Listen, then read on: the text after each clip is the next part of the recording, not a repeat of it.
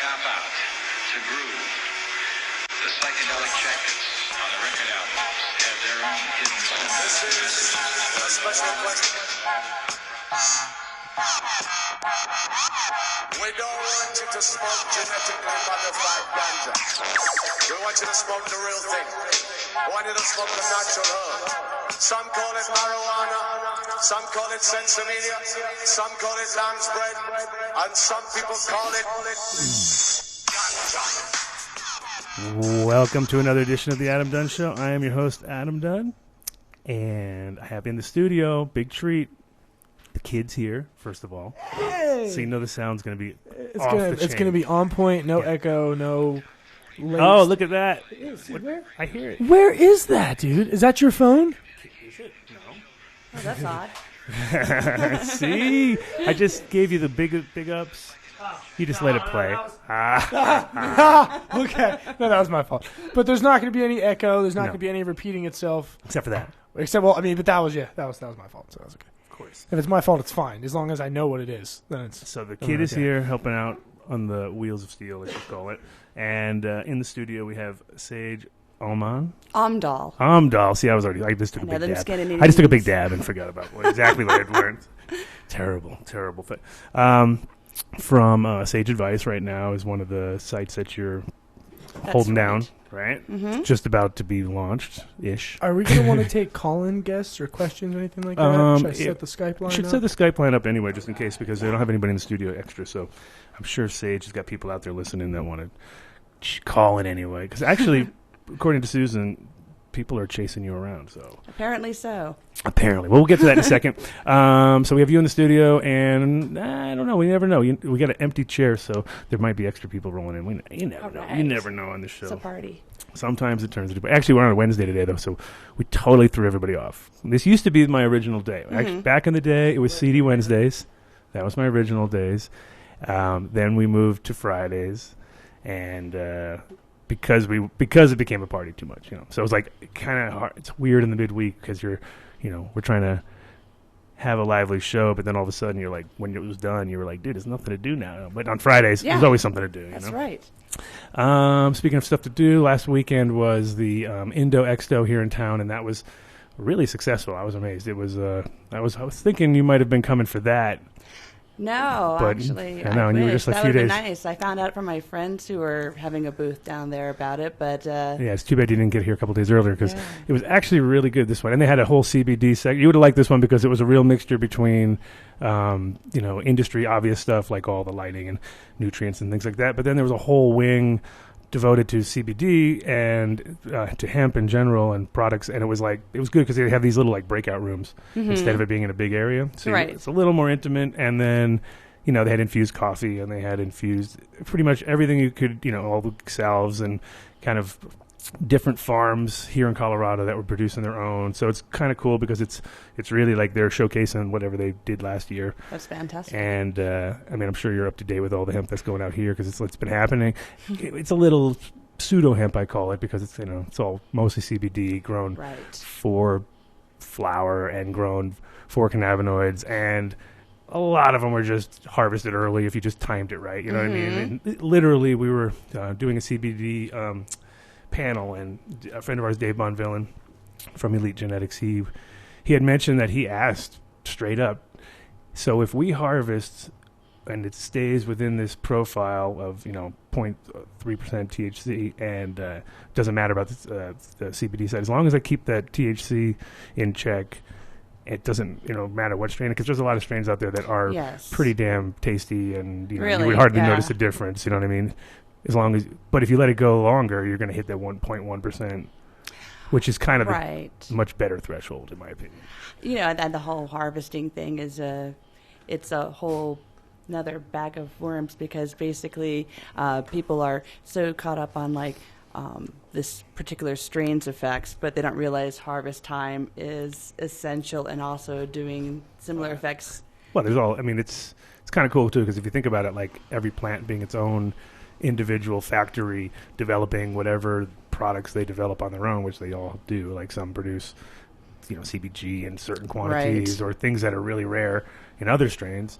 And if you just But if you look at a whole field, we have a million of them. It's like, Jesus, I have a million things generating cannabinoids, and on some of them are very similar, but there's going to be always anomalies, and there's always going to be something in there that's even more interesting than you even knew.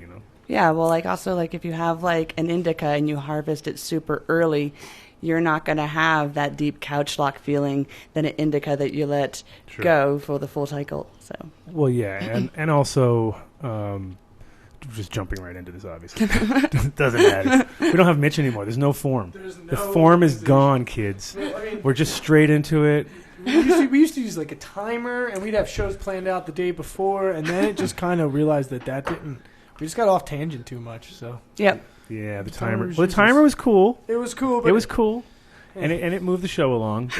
But I don't even care about how long the shows are anymore. I'm just it's either 2 or 3, depends how we get into it, and how long the guest wants to stay, how much we're moving along.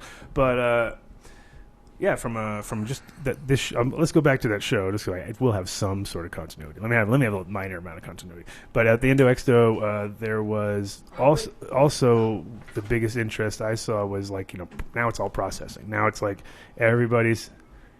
Is that news? Yeah, it's Colorado news. I don't know why it's replaying, but I like it. All right, Mr. Double News. All right, that's the end of news. That's all the news. That was not even news, but it hasn't been played in so long. I know it hasn't. Nobody does it. Nobody's on it like you. Cool. They're all lame.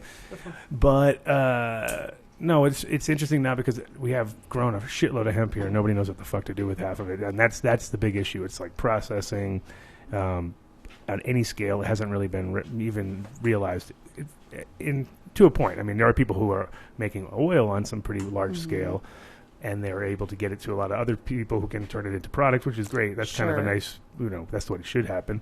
But there's still all the herds and the wastage, and people aren't really doing much. I haven't seen any unique products coming out yet. You know what I mean? Or fiber obviously is not happening either.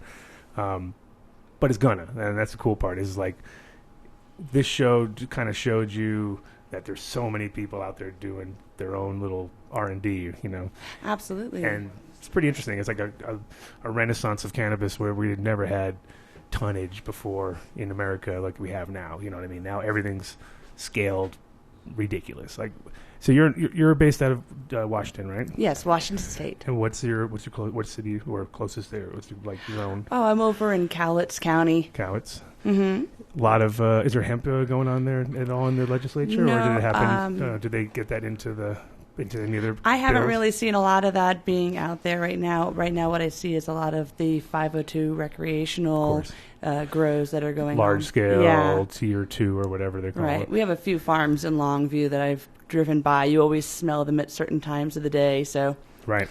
And how's the medical situation? It got kind of screwed up there, didn't it? It seriously did. Unfortunately, the patients really got cheated out of the system when recreational took over, and the laws basically made all of the dispensaries closed, and all the medical dispensary, right. And only the recreational stores are around now. So there's actually no medical stores there anymore? are none. Wow. They do not exist. They are compiled into recreational. Is there special discounts for actual medical patients? They only get a discount on state tax. Really? That's the only discount that patients are provided. And they're not even any specialized medical products generally on the market. It's very hard. There are a few companies out there that really do try and That's pretty sad. That's good products, that to me is the bad side of when it gets to legalization, as far as taking away any home grower rights is also a shitty one, because that to me is wait a minute now. Right. Now you're especially because there's crazy. I mean, there's rules all over the page. There's stuff. Some places have it that if you live within 25 miles, you can't grow, you know what I mean, of any dispensary. So it's well, that is ridiculous. Right out of the gate, you know what I mean? It's I have to drive 25 fucking miles to go buy weed now because you said so. Absolutely. Well, and we also have county laws, too, that restrict, not just in the state, but, in certain parts of the state. There are even rules, that are so asinine that you can't even teach somebody how to prepare medicine in certain parts of the state. You're conspiring to do something, or what would they charge you with at that point? I'm not really familiar with what the charge would be. I haven't really seen any actual criminal case go to court yet based on that, but it's a city ordinance. So it's amazing to me that we are so all over the place especially on the medical side. Like, a medical, I think, should be the easy one to figure out, because it's like the key is to incentivize it so that it's real patients, first of all, because that is like when you have 150,000 patients, and out of them maybe 25,000 are like super, like, you know, obviously anybody from like 100 feet away could tell that was a patient, you know what I mean, compared to like 26-year-old kid, you know, and you're like, so 80,000 of them, you know what I mean? So it's like, okay, that's not really the ratios you want, because it just shows a stupid side of it all. But it's also because that's the way it started, so everybody went for it, of course, you know, who didn't have their, you know, license if they could, or their you know, medical card if they could. But I feel like if you're going to have recreational in the same state as medical, which you should never get rid of medical. That makes no sense. Like, things don't disappear overnight. Like, conditions don't disappear. Yes. And also, like you were saying, if there's no specialized product, and what's your maximum, like, edible dose you can give somebody out of Rec? In Washington State, the maximum dose is 10 milligrams. Yeah, what's that going to do for somebody who's a medical patient? Yeah, if you have cancer, you're going to have to sit down and eat a bunch of sugar-filled products. Yeah, you get diabetes, exactly. and you'll die of that before the cancer kicks right. in. So you're like, yeah, no, it's just or you're paying astronomical prices for cannabis oil in a syringe, and they, you know, honestly, the way that they sell it is still a little disconcerting, because they sell it in 1 milliliter syringes, but a gram is a form of weight. Mm-hmm. It's not a form of volume. Right. The density could be different on every batch. So they really could be cheating people on the amount of oil that they're being purchasing. Oh, yeah, and that is one of the most important things is consistency for medical patients, just because obviously they find something that works. They want to have the same thing equal, or, you know, as close to, or whatever they can, you know, maybe some, because, you know, we know as growers that it's not always the easiest thing to keep around the exact same product, because in the winter it grows better than in the summer, and in the, you know, there's all, or the outdoor grows completely different profile than the indoor, because Absolutely. Just because of the sun, all of a sudden Yes. you're like, whoa, I never had THCV in, you know, in my stuff, but now I do, because it's grown outdoors or whatever. You know, there's always things that are definitely going to make it different, but you can homogenize it to a point, especially with extracts and with testing and everything. If you're smart, you can, you know, put together a very consistent product, and it might have to be different strains coming into the mix, but you can make it so you at least know that it's going to be patient friendly for that person, you know. Absolutely. So are you, since you said about making and teaching people, so you're just obviously doing that on your own? Yes. Probably always have been. Well, see, I kind of started off because of my condition. I was born with cataracts in both eyes, had them removed, and as a side effect from that operation, I got glaucoma. Right. And I mean, that's like one of the first conditions anybody ever actually, heard yeah, it is for. the one. Robert Randall was. He had glaucoma, and then Elvie Musica, she came after, and she has the same condition as him, and I have the same condition as her. So, right. And that's the one that really broke the mold for everybody. Like, okay, this is real, right? And he still gets his stuff, doesn't he? Or Robert Randall is no longer alive. Elvie Musica still is, and she's still receiving them from the federal government. That's crazy. I've actually seen the joints. Elvie lives in Oregon. Yeah, I think he came to Amsterdam back in the 90s or something like that, and we got to check it out. Yeah, so I've seen Elvies, and they're just. It's not the greatest quality, I'll tell you that, but it's a very nice large canister. So. No, yeah, exactly. It looked cool, but I mean, the whole thing about the whole Mississippi weed thing was that they back in you know, of course, secondhand information, but I had heard that they tried to use cigarette rolling machines. And, yes. And because of that, they couldn't even put buds into it. That's right. It contaminated the thing, yeah. It broke it, which it would. I mean, just the resin gets in there and stuffed up. They tried to use cigarette rolling machines and not like they do. Like a big, large scale big machine. Right. Like a big to do what? To roll joints or to like? Yeah, for the government. Yes, that's right. Because they put these joints in a canister, they get give a certain them like a 200 or something, a lot, like a big giant, like, it looks like a cookie. Every month. But that machine, like you said, probably gets destroyed, right?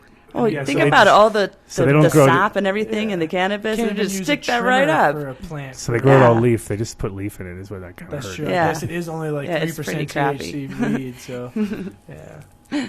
But anyways, I decided that through experimentation through my teenage years that this actually was helping my vision, and I did a lot of self-study, self-research out there, and found ways to make effective edibles, and then just carried it all the way through.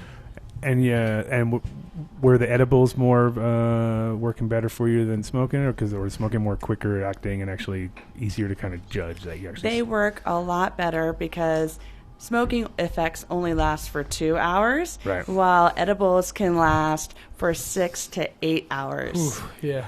Now, of course, Too with those long. effects come the other part of the effects that everybody knows about eating edibles. Now, did you get really past the point of just ever getting slowed down by them, or did you also kind of like? I mean, that's the biggest problem I always found for edibles in general. It's like, okay, it's good if it's 6 or 8 hours, but sometimes it's like feels like 12 or 15 hours. And you're like, The key is to microdose, especially like if you are expecting to be a functioning individual during the day. Right, and then build it up to that. Right, build your tolerance. I've been doing this for 20 years, and I'm still about, on a functional level, about 25 milligrams to 30 milligrams THC. If I exceed that, it's the day is done. Wait, so that's not much. So you're what even, was the that's first actually, edible you ever ate? Do you remember? I made myself it was some. homemade, right? Yeah, it was homemade. It was brownies, and I ended up with vertigo for 2 days. Yeah, so you don't need much. 25 milligrams is a microdose for most of us. Right, I mean, exactly. Because, I mean, that was... And I guess that's the thing, is yours is more of a functional kind of a... It's a degenerative thing, but it's also... you have to function Right, daily, well, I was a teacher for, several years, and I could not function, doing my job if I was taking heavy loads of cannabis. So, but it's been really effective, in the point that even now my ophthalmologist is not even wanting to prescribe any kind of new medications. They are really happy with what I'm doing and the numbers of the intraocular eye pressure. And, I've just been really fortunate to have found the knowledge, and so now my goal is to share it with everybody else, because I don't want people to have to go through that same thing that I went to. I mean, it took 20 years to get to where I am. That's a really long time. People don't have 20 years to find out the knowledge, and there's a lot of things that people don't really realize that can potentially make your cannabis more effective in your treatment, and that's knowing what carrier oils do, how they interact with your body, and, of course, understanding how terpenes play a role in the medicine that they're consuming as well, and how to preserve those terpenes. Right. So, what's your oil of choice? Let's say for because I feel like coconut is like the easiest to assimilate. It feels like a lot of people really like coconut because it's a saturated fat, so it means that the cannabinoids bond really, really well to it. But if you're using something like extracts, if you're using, fractional distillation oil, or if you're using FICO, fully extracted cannabis oil. FICO doesn't sound good. It's actually really good, but no, I know, but it's a terrible word. Terrible word. You're like FICO. Wait a minute. What are you talking about? Fecal matter in my product? I don't want no FICO. And some people try and say feco, but as an English teacher, if you have a vowel, consonant, and vowel, the first vowel is loud, so I can't help the way it sounds. Sure. But basically, if you use olive oil as an oil to bind your cannabis oil to. I have a neighbor upstairs, which I'll introduce you to, who does. He's a Greek guy who's got Crohn's, and he's always had the best olive oil. You know what I mean? Because he's Greek, so he's always there. You go, real olive oil, proper. Yeah, for sure. And because also they cut it nowadays. You know that, God. right? Oh yeah. It's all fake stuff. Right. Same with maple syrup. You got to watch out with it. A lot of that stuff. It's like, really. If it doesn't say Canada, don't buy it. Maple syrup you get today, if you go to Vermont and get maple syrup from Vermont, it tastes so much better. Nothing. Nothing There's at people all. that are like, ugh, what is this? I remember I gave it to one of my roommates because a buddy of mine, his cousins go to Vermont with his family and stuff to go skiing and stuff all the time. So he brought me back. It was a little maple leaf shaped bottle of syrup. And I gave it to my roommates, and they were like, "Oh, this is disgusting. It's not Miss Buttersworth. There's not a bunch of fake sugar and oh no, artificial stuff in it. It's actually just maple syrup." But yeah, I don't know. It's not. It's kind of like Miss Buttersworth a little better too. But it's okay. No. That's just the kid No in me. way, No, man. no. Real maple. Once you know it, you can't Yeah, go. Like that's that's what I hate right. about hotels and stuff now. I'm like, it's hard to find a hotel that actually has real maple syrup. Oh, you know they what I mean? don't. It's usually Like, made by Smuckers even a or nice something. place, you'll be like, God, what is this sugar crap? You know what I mean? So, no, real stuff is fading quickly as we speak. You know what? Died? No, it's just it just shut off. It's weird. It's, can't operate heavy machinery today. It looks like. Oh, don't touch that then. How's that? There's a reason. So, speaking of all these nice, tasty things, what's the extremities of your? Because Susan hyped you up big as far as she's like, you better get her down there, cook at your mom's Susan. place. She's like, kidnap her. What's that? Oh, I got my singing. Oh, sorry. Oh my God, it was me. Sorry, that was me, guys. Uh-oh. Broke my own rules. Happens all the time. But yeah, she was saying you're. I mean, of course, everybody's a gourmet chef, right? So that's you just say the word gourmet Right, chef. everybody is. Yes. Who's not a gourmet chef? That's right. You know what I mean? Oh, come on. Come on. Once you get a barbecue out, you're a gourmet chef, right? Yeah, that's right. The grill master, you know. Exactly. That's right. But did you ever do any like commercial scale stuff? Like work for other people or put out any kind of products that were? I was a dispensary baker. I was the baking department for a lead dispensary in nice. Seattle. And were you doing?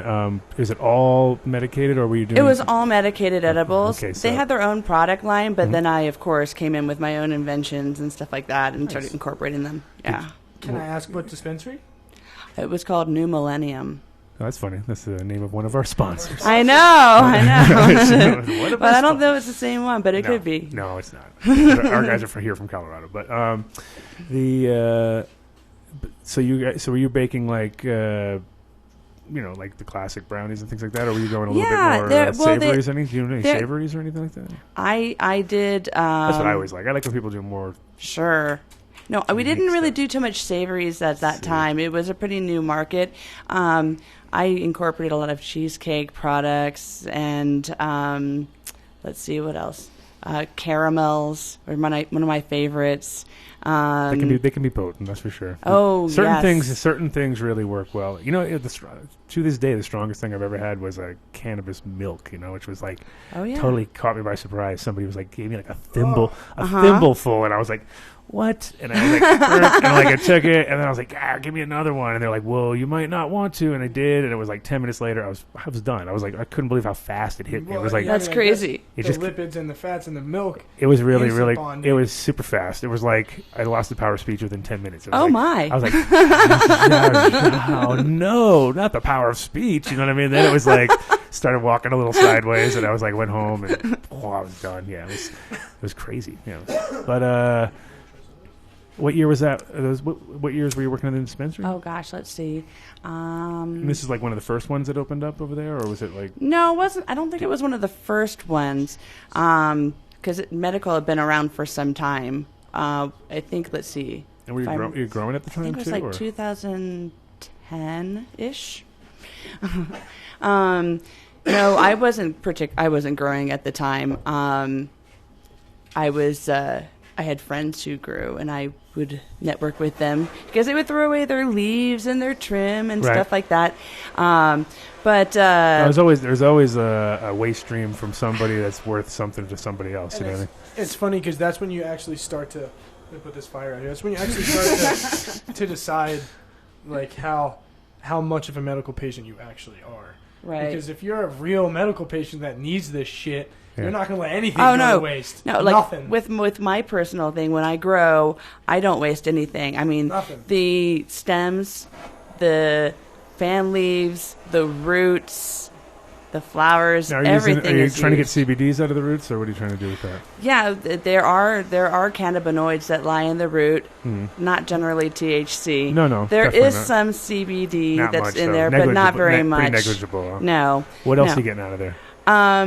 Well, it's mainly the cannabinoids and any terpene profiles that may lie in the roots as well. Are you drying these roots first, or? Yeah, what you would do is you'd dry them, and then you'd grind them into a fine powder, and then infuse that into your and then oils. You take a torch and you took the torch and you put it right into the microphone. That's what you was doing. No, I didn't. Yeah, Come you on. did. No, look at that. There's no burn spots, bro. No, Could but it's you- loud as hell. Jesus could Christ, like a you- jet.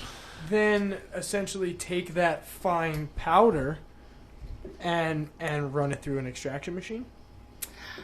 You probably could. You could definitely do like an ethanol extraction Yeah. with it. Or even Absolutely. CO2 at that point, I would think you might You be could able do to run CO2 if you had access. Most people don't have access to a CO2 machine, but Yeah, it's possible. But in the reality, I asked this because we're working on. She's actually reading applications for Pennsylvania right now, and they are very, very strongly medical, and we're having to find ways to be able to take everything that we have, like you said, the stalks, the roots, the fan leaves, and not put anything back into the grid. You know, not throw anything away, not waste Right. anything. So when it comes to taking fan leaves and being able to find ways to turn the roots into a powder that I can then run through my CO2 machine and put through distillate or things like that, people need to start asking these questions because there are people that are capable of doing this now. Oh, absolutely. And that's why I think that, people like you who have the experience in saying, oh, yeah, you could turn the roots into a CBD powder. It's like, wait, what? Really? And now people like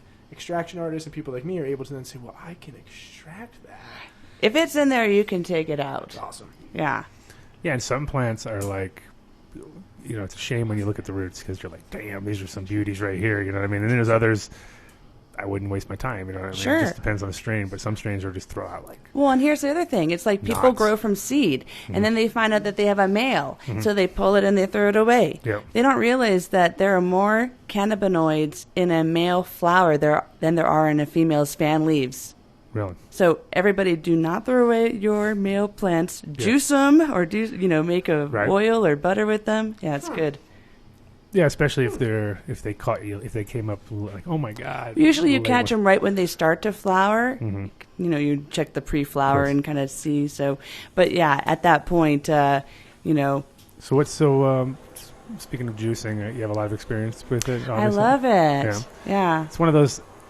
My hardest part of this is knowing my own strains. I would never ever juice any. I wouldn't trust anybody's juice unless I knew that plant was grown in the wild somewhere, like just with water, and there was no Sure. because it's so like. If you take anybody's indoor grow, it's like too dangerous. I won't trust You don't it. want some Eagle Well, 20 that's- juice, bro? No Eagle 20, and No Avid Cola? no fungicides, no pesticides, and You and can also grow organic indoors. and no neem. I just do like- that. No, don't use neem. No. I know. But you can use other things, like you can use natural essential oils to help treat plants and protect them. For example, by adding like a spray of water with some essential oils like lemongrass or garlic or peppermint. You're going to keep away, your spider mites. They don't like those harsh smells. Right. And you will actually kind of drop them like You'll actually drop kind soap of in create there like an and- antibacterial. If you did a few drops of tea tree in there as well, that would be a nice antibacterial, prevent any powdery mildew situations and things like that.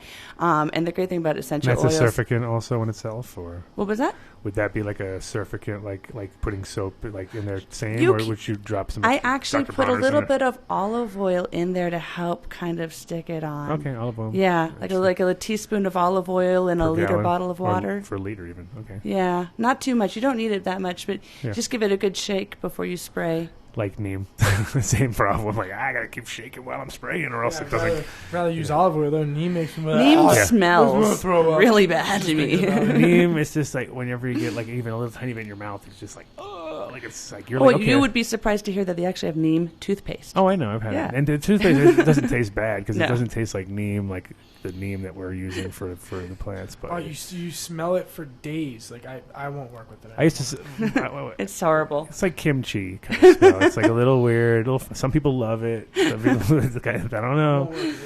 But so yeah, no, I mean, any kind of organic IPM is for us is awesome. We love it because. Like one of our sponsors, which we should actually do our sponsors pretty soon, so we don't forget that.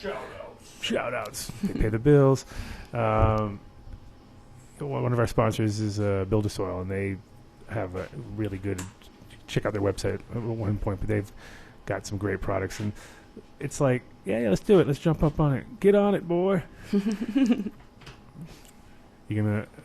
Is there like a folder now set up? No way, dude. Come on. Who would have set the folder up other than me? No. My God, nobody. Nobody's as good as you. Oh, you know what you have to do though. What? Got to get me ready for the one sponsor. Got to get my new beer for the sponsor. Yeah. Listen, you need a Beer, You huh? telling me I need to get you a beer? I mean, I said. Yeah, I'm not going to argue with you today. But today's a special occasion. Today's a special occasion. You're hoarding all the beer here? You want? Would you like a beer? Sure. I'll Okay, take so it. 2 beers. If you guys want the beers, there's beers there too. There you go. I have to try your sponsor. Yeah, they're not actually my sponsor, Oh. but I'll explain. Oh, okay. It's a complicated matter. It's a complicated matter. Same as when I was buying the beers, I was like, nah, I like all these other beers that are in cans, but I got to have a bottle. And they're like, what are you talking about? I was like, Do you want to do that first then? it's complicated. Yeah, we could. Do you guys have any infused cannabis beers in Colorado? No. There was a hemp beer, but not a infused, like, Sure. activated kind of beer. Uh-huh. Pretty good, actually. It was on keg last year at the... It was on tap at the NOCO Hempco, which is a North Colorado hemp company. Okay. Corporate company. And they had some great beer on tap, and it was hemp infused. Nice. You got your bottle? Okay, good. Yes. Cool. So, well, first we'll go right out of the gate with Way to Grow because it's up on the fucking thing there. How's that? We're not going to go straight to the beer Okay. related That's your call, sponsor. man. Oh, That's yeah, your you're call. there. You're there. Let's do it. Okay, let's do it. Way to grow. Way to Grow is also, Corey was at the show. It was awesome to see him. People are still loving the Hoodlum collab we did with them with the MTV logo. You saw that one ever? Did you ever see it, kid? No. It was awesome. Oh, wait, the Hoodlum collab with the Way to Grow. Yes, okay. Yes, Yeah, it's you just did. the hoodie, though, right? It's on the hoodie. Yeah, okay. Yes, and they're like, It's like MTV. but it's like a green color hoodie. They had different pastel-y colors. Gotcha. Anyway, Yes, it was nice. they all loved it. But those guys are... Oh, don't do the thing. I hate that music. It drives me nuts. Don't do the music. Don't do Way the to music. grow. Way to Grow. Corey's the best guy ever. No, he was there. It was great to see him, and great to see that they're still one of the most dependable shops out there. They've been rocking it for 14 years here in Colorado. They got 7 locations, and the good part about them is you can go in and talk to the guys. They know what's up. It's not like you're talking to a bunch of people who've never been in a grow shop before in their life, or they're just kind of working the hours. These guys are... You can see, look, proper urban growth. farmers now supply food to over 700 million city dwellers. Look, Yes. just all because of Way to Grow. I don't know about that. No, but for real. I mean, Go to waytogrow.net if you want to check out the Karen website that we're Williams checking stuff, out right now, some serious stuff. and see what he's talking about. Candy, He's a though. kid- If you go to Way to Grow and you check out, they have a really great selection of candy. And you know what? My favorite Platte River one, it also has concentrate corners, so you Yes. get like vac ovens and Yeah, stuff there. and But yeah, rods their and candy bags, but selection is the best. that's what he cares about the most. Ah. And he loves it because it slides us right on in Yeah, sure. to our other friends Nope, that's not it.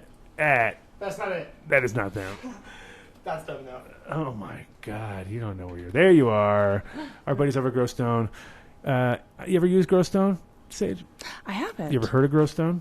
Okay, well, good. That now we have a whole new customer. Okay. Possibly have a new Yeah. customer.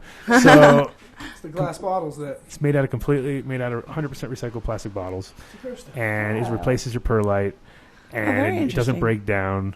And it's got a great sort of cation exchange ratio going there. It's got a great little porous kind of thing, so you can hold the water, but doesn't really hold it like soaking. It just holds it in Sure. little pockets, And it's different sized, and you have real granulated small stuff you put on top, knocks out all your gnats. Oh, So fantastic. it's like a little control Yes. zone. And they're just a good all-around company, all made in America. They're available all over America. They have their cocoa mix that they've got, like a mycorrhizal mix already mixed in from Extreme Gardening, Extreme Gardening, right? So they work kind of with them. Also, what's really cool with that company is they have a contract now with a couple of airports to do the ends of the runways because they needed a special. Oh, Their material interesting. fit every criteria that they needed. It had to be recyclable, had to be this, had to be that. And they're like, "Yep, we got it." So they're literally Fantastic. they'd be flying into grow stones, landing. It's very on, versatile. super versatile. You can just go to their website too and actually type in your zip code and change the radius. It'll just tell you the shops that you can buy it in, which is pretty cool. Look at all this. They got it in looks like Nebraska, a couple places in Illinois, Missouri. very central. Very central. Centrally located. It's pretty cool. Pretty cool stuff. No, it's great. It's a great product. So But you know what? it isn't What? all over the place like that. What's that? And it's also a great product. What's that? And it's also an edible. So So it's it kind of fits into the... it is all over the place. It's in Cali. Yeah, I guess. It's in Nevada.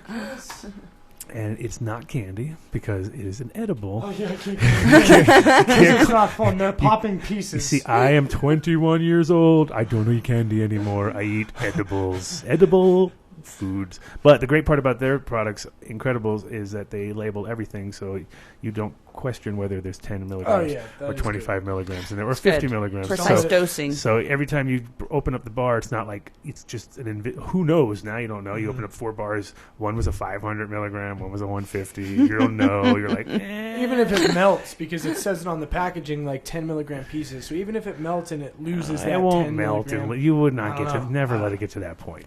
I'm pretty bad. You'd be unless you eating leave it in right the when you fridge. got it. If you left it in the car in the desert or something, yeah, Then it might melt into that horrible But thing. it probably won't. It fell in my microwave. How did this happen? They got the best flavors. They got. They have lots of bars. We don't You even know, ask the kid no more because he's Well, because been they've gone been so adding long. new ones, though. Yeah, They got the pistachio mint, the I know. orange 500 now. I mean, they have a bunch Black of different cherry bars. CBD The bar. black cherry CBD Affogato. is very tasty. Afghato's still the best, man. The black cherry CBD is actually a collaboration with Dave Bonvillain from Elite Genetics, and it's awesome. It's like we know that that's good product going into that Sure. to that bar.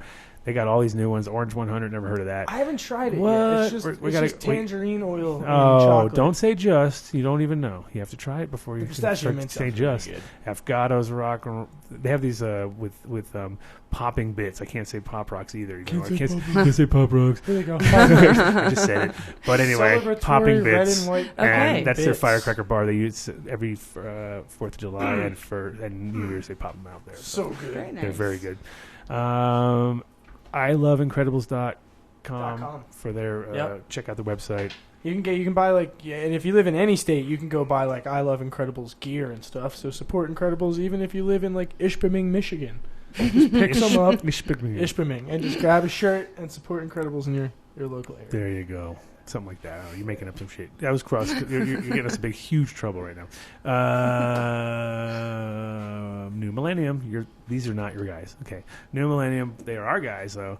They've got an awesome program. Gusto. Which they were down at the show also. Everybody was. I saw so many people walking out with their starter pack, so you're going to be some new customers out there already. And people did come by the booth and say that they heard about it on the Adam Dunn show, so that was good to hear. But I've been using the product for 2 years. My mom loves it. We gave away those 3 products to anybody who checked in on that last show and get a list of KTI. They will go out this week.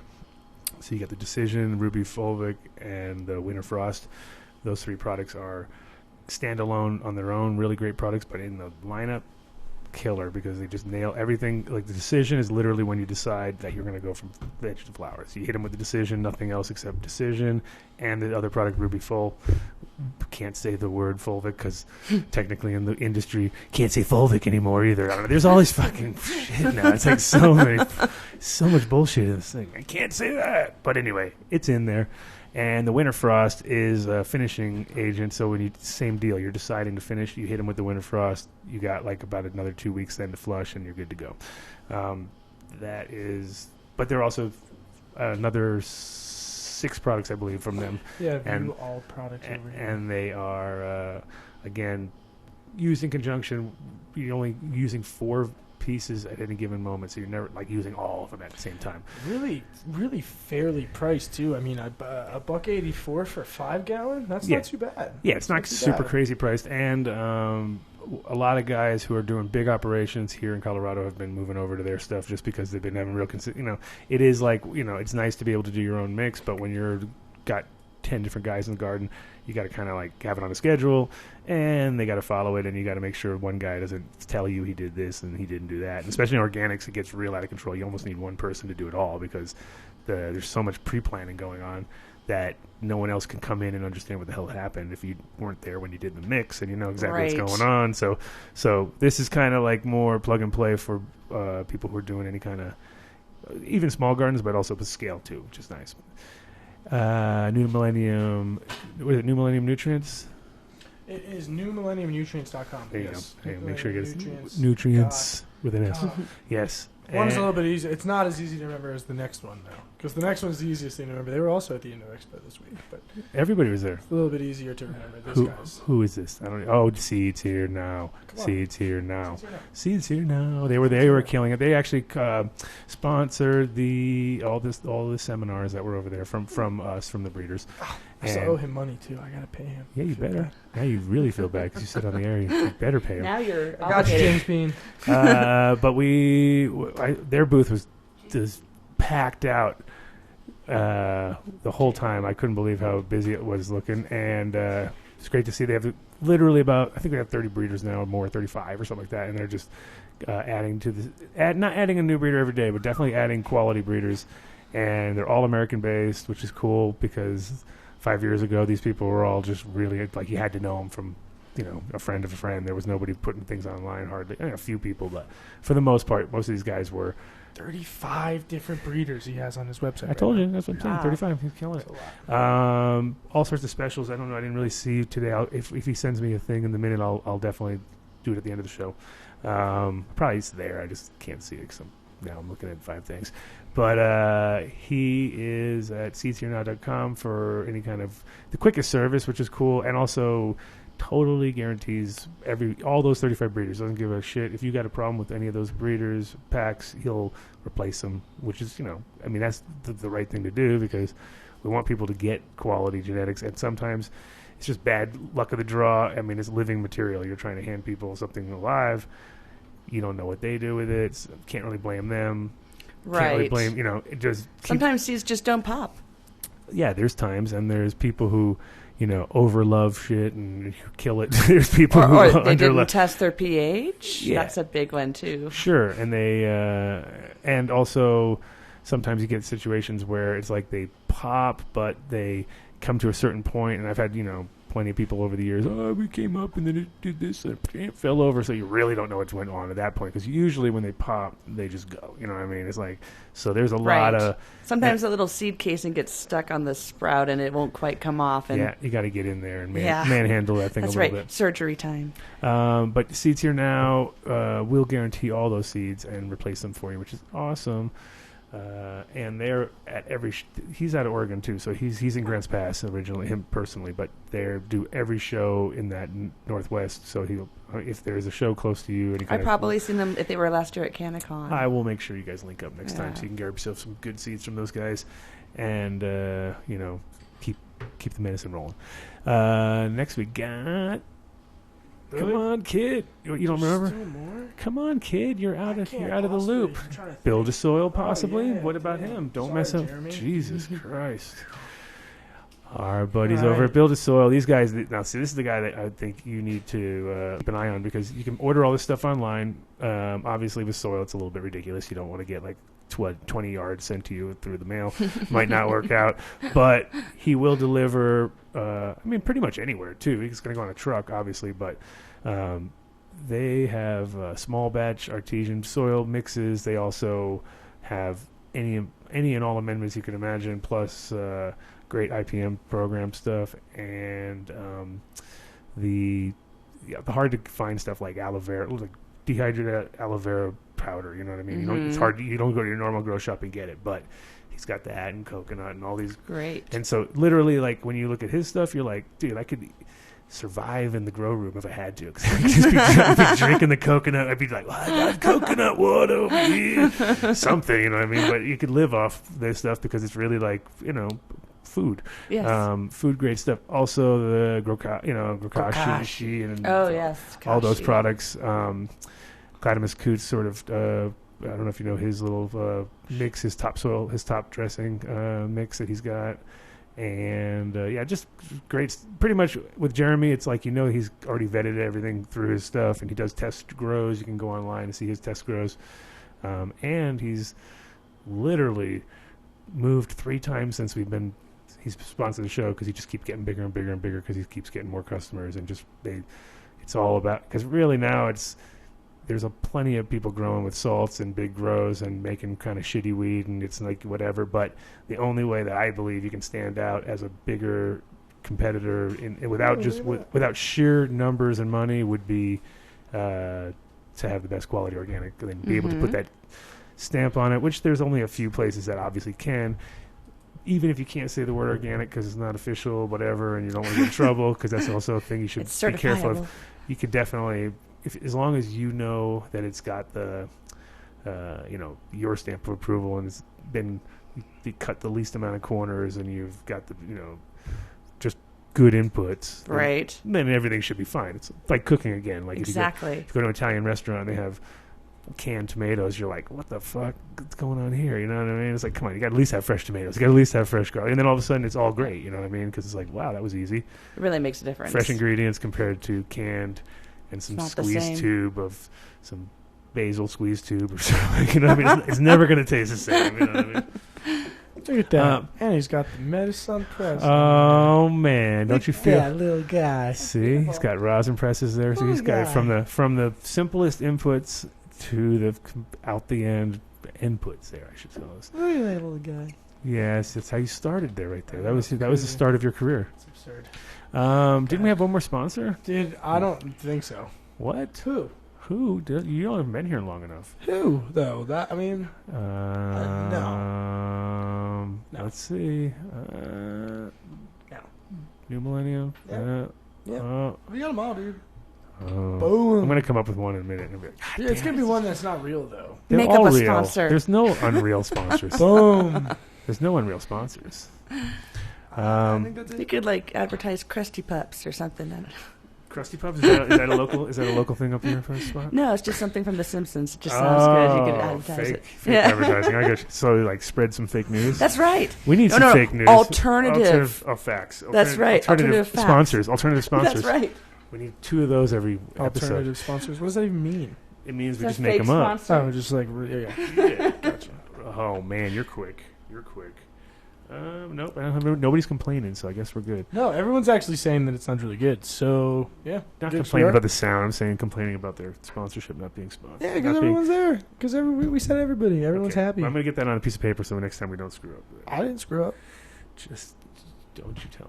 You can't talk back today. You can't do anything. You are completely my bitch. It's amazing. Sure, it's amazing. It's the first time ever I can actually say anything I want to. Cool. You couldn't even get mad. Definitely not the first time ever. I mean, no, I love those times. First time in recent history. Technically, you could have walked out any time. That's true. That's true. But now you're on the clock, bro. That's true. You're so on the clock. I could abuse. That's true. She can abuse you too. I'm cool with it though. Right. Sage can abuse you. They can abuse you. Wow. You only got another hour and Britt can 8 abuse minutes. you on the clock right now. Look at she's ready. She is so ready to come in on. she doesn't need to be on the clock. She wants to. No, she's coming on the We're mic. getting married. She knows how it is. Oh, kid. She's just whatever That she sounds. says That goes. doesn't sound like kid talk over there. That's man talk. Right Whoa. there. Kid talk. When I get married, she knows what's up. Is that what you were saying? Yeah, because she just she knows she can just say whatever she wants, and it's as the man, I just have to yes, babe. Oh, I agree that's with what you. you're talking about. Ah. Pussy whippedness. Well, it's just kind of Just being. I thought that just you've been being- that for a long time, You know, dude. if That's like not Cece even. tells you that's something, you nothing just kind new. of got to do it, dude. That's nothing. You don't have to get married to do that. You've already proven that. Well, that's what I mean. but it's now that we are getting married, it's a forever thing now. So She knows Forever, she's got ever? yeah, exactly. That's what Forever, I ever. mean. Okay. Forever, ever. You can't ever say it once. You got to say it at least twice. You don't have to. No, on the radio or on the internet, you have to. Forever, ever. You're in the corner. You're just a guy. You're not. You're just a voice in the corner. You're not even there. So I know. I'm off in the. I'm all over. all right, You know, whatever. according to the Whatever. camera we're view. off on tangents. I'm We're off everywhere. on tangents. So, speaking of sponsors, because I worked with these guys when I was up in Seattle, you work tightly with the Magical Butter guys, right? Well, Or sort of do. Or they're after I don't you. work for Are they them. after you, or what's going on? What's going on? I know those guys. I don't work for them, Yeah. but I work with them. What's the guy, the tall guy's name that does their events and stuff? That's for magical, and then the other one's butter. No. There's Mr. Butter. Come on. There's Is there Mr. one- Butter is there who a guy wears named the Magical in suit it? or No. the Butterhead. No, not him. That's- I'm not talking about Butterhead. I'm talking about there's a really tall guy who's got a little. I think sometimes he has a little goatee thingy there, a tiny mini one maybe, or sometimes glasses, baldish, about 6 foot something. Wears a suit all the time, but he's kind of organized all the Magical Butter parties when I was up there Oh. for cups and stuff. So he was their go-to guy, but he wasn't a main. I don't think he. They said, Right. "Oh, that's Magical Butter." Well, guy. I so- only deal with them like on Facebook. Like Okay. I basically, well, I'm one of you've their never- lead admins for their support group that they've Okay. created. So what do you think about the machine though? Because that's I really love the machine for a lot of reasons. I think it's it's well made. it's very practical. It's extremely practical. I thought when I saw it, I was like, that's one of the few well thought out things that I was like, it's pretty well thought out for. And it's what I really like about it is you are correct. It is very well made because and the reason that I say that and I know that it's true is because I have seen it be used and it has stood the test of time. Those things have been in head shops since I was in college. So they've been around for a while. What's like, 2 years? 2 years. That's right. No. I was just it's actually about I know. about three and a half years. I It's think not it that is. long. 4 years. Oh, maybe. wait, really? Yeah. Yeah. Sure. You're just making. Yeah. 4 years. If it was 4 years, then yeah, that's like right before I moved here. So right as I graduated college. Either Oh, way, so we're talking about like huge you amounts of can time. get them in. You can get them in Pennsylvania. Prehistoric swaths of time. That's we're the cool talking about, part. like Right. between your school and coming No, here. it's not that It's long. 4 It's years, getting dude. there though. I know you're gonna be old now. You're a man. You're over But there. you're off tracking again. I can't call you the Magical butter kid. System. Okay, you magical can. butter. I mean, it still sticks.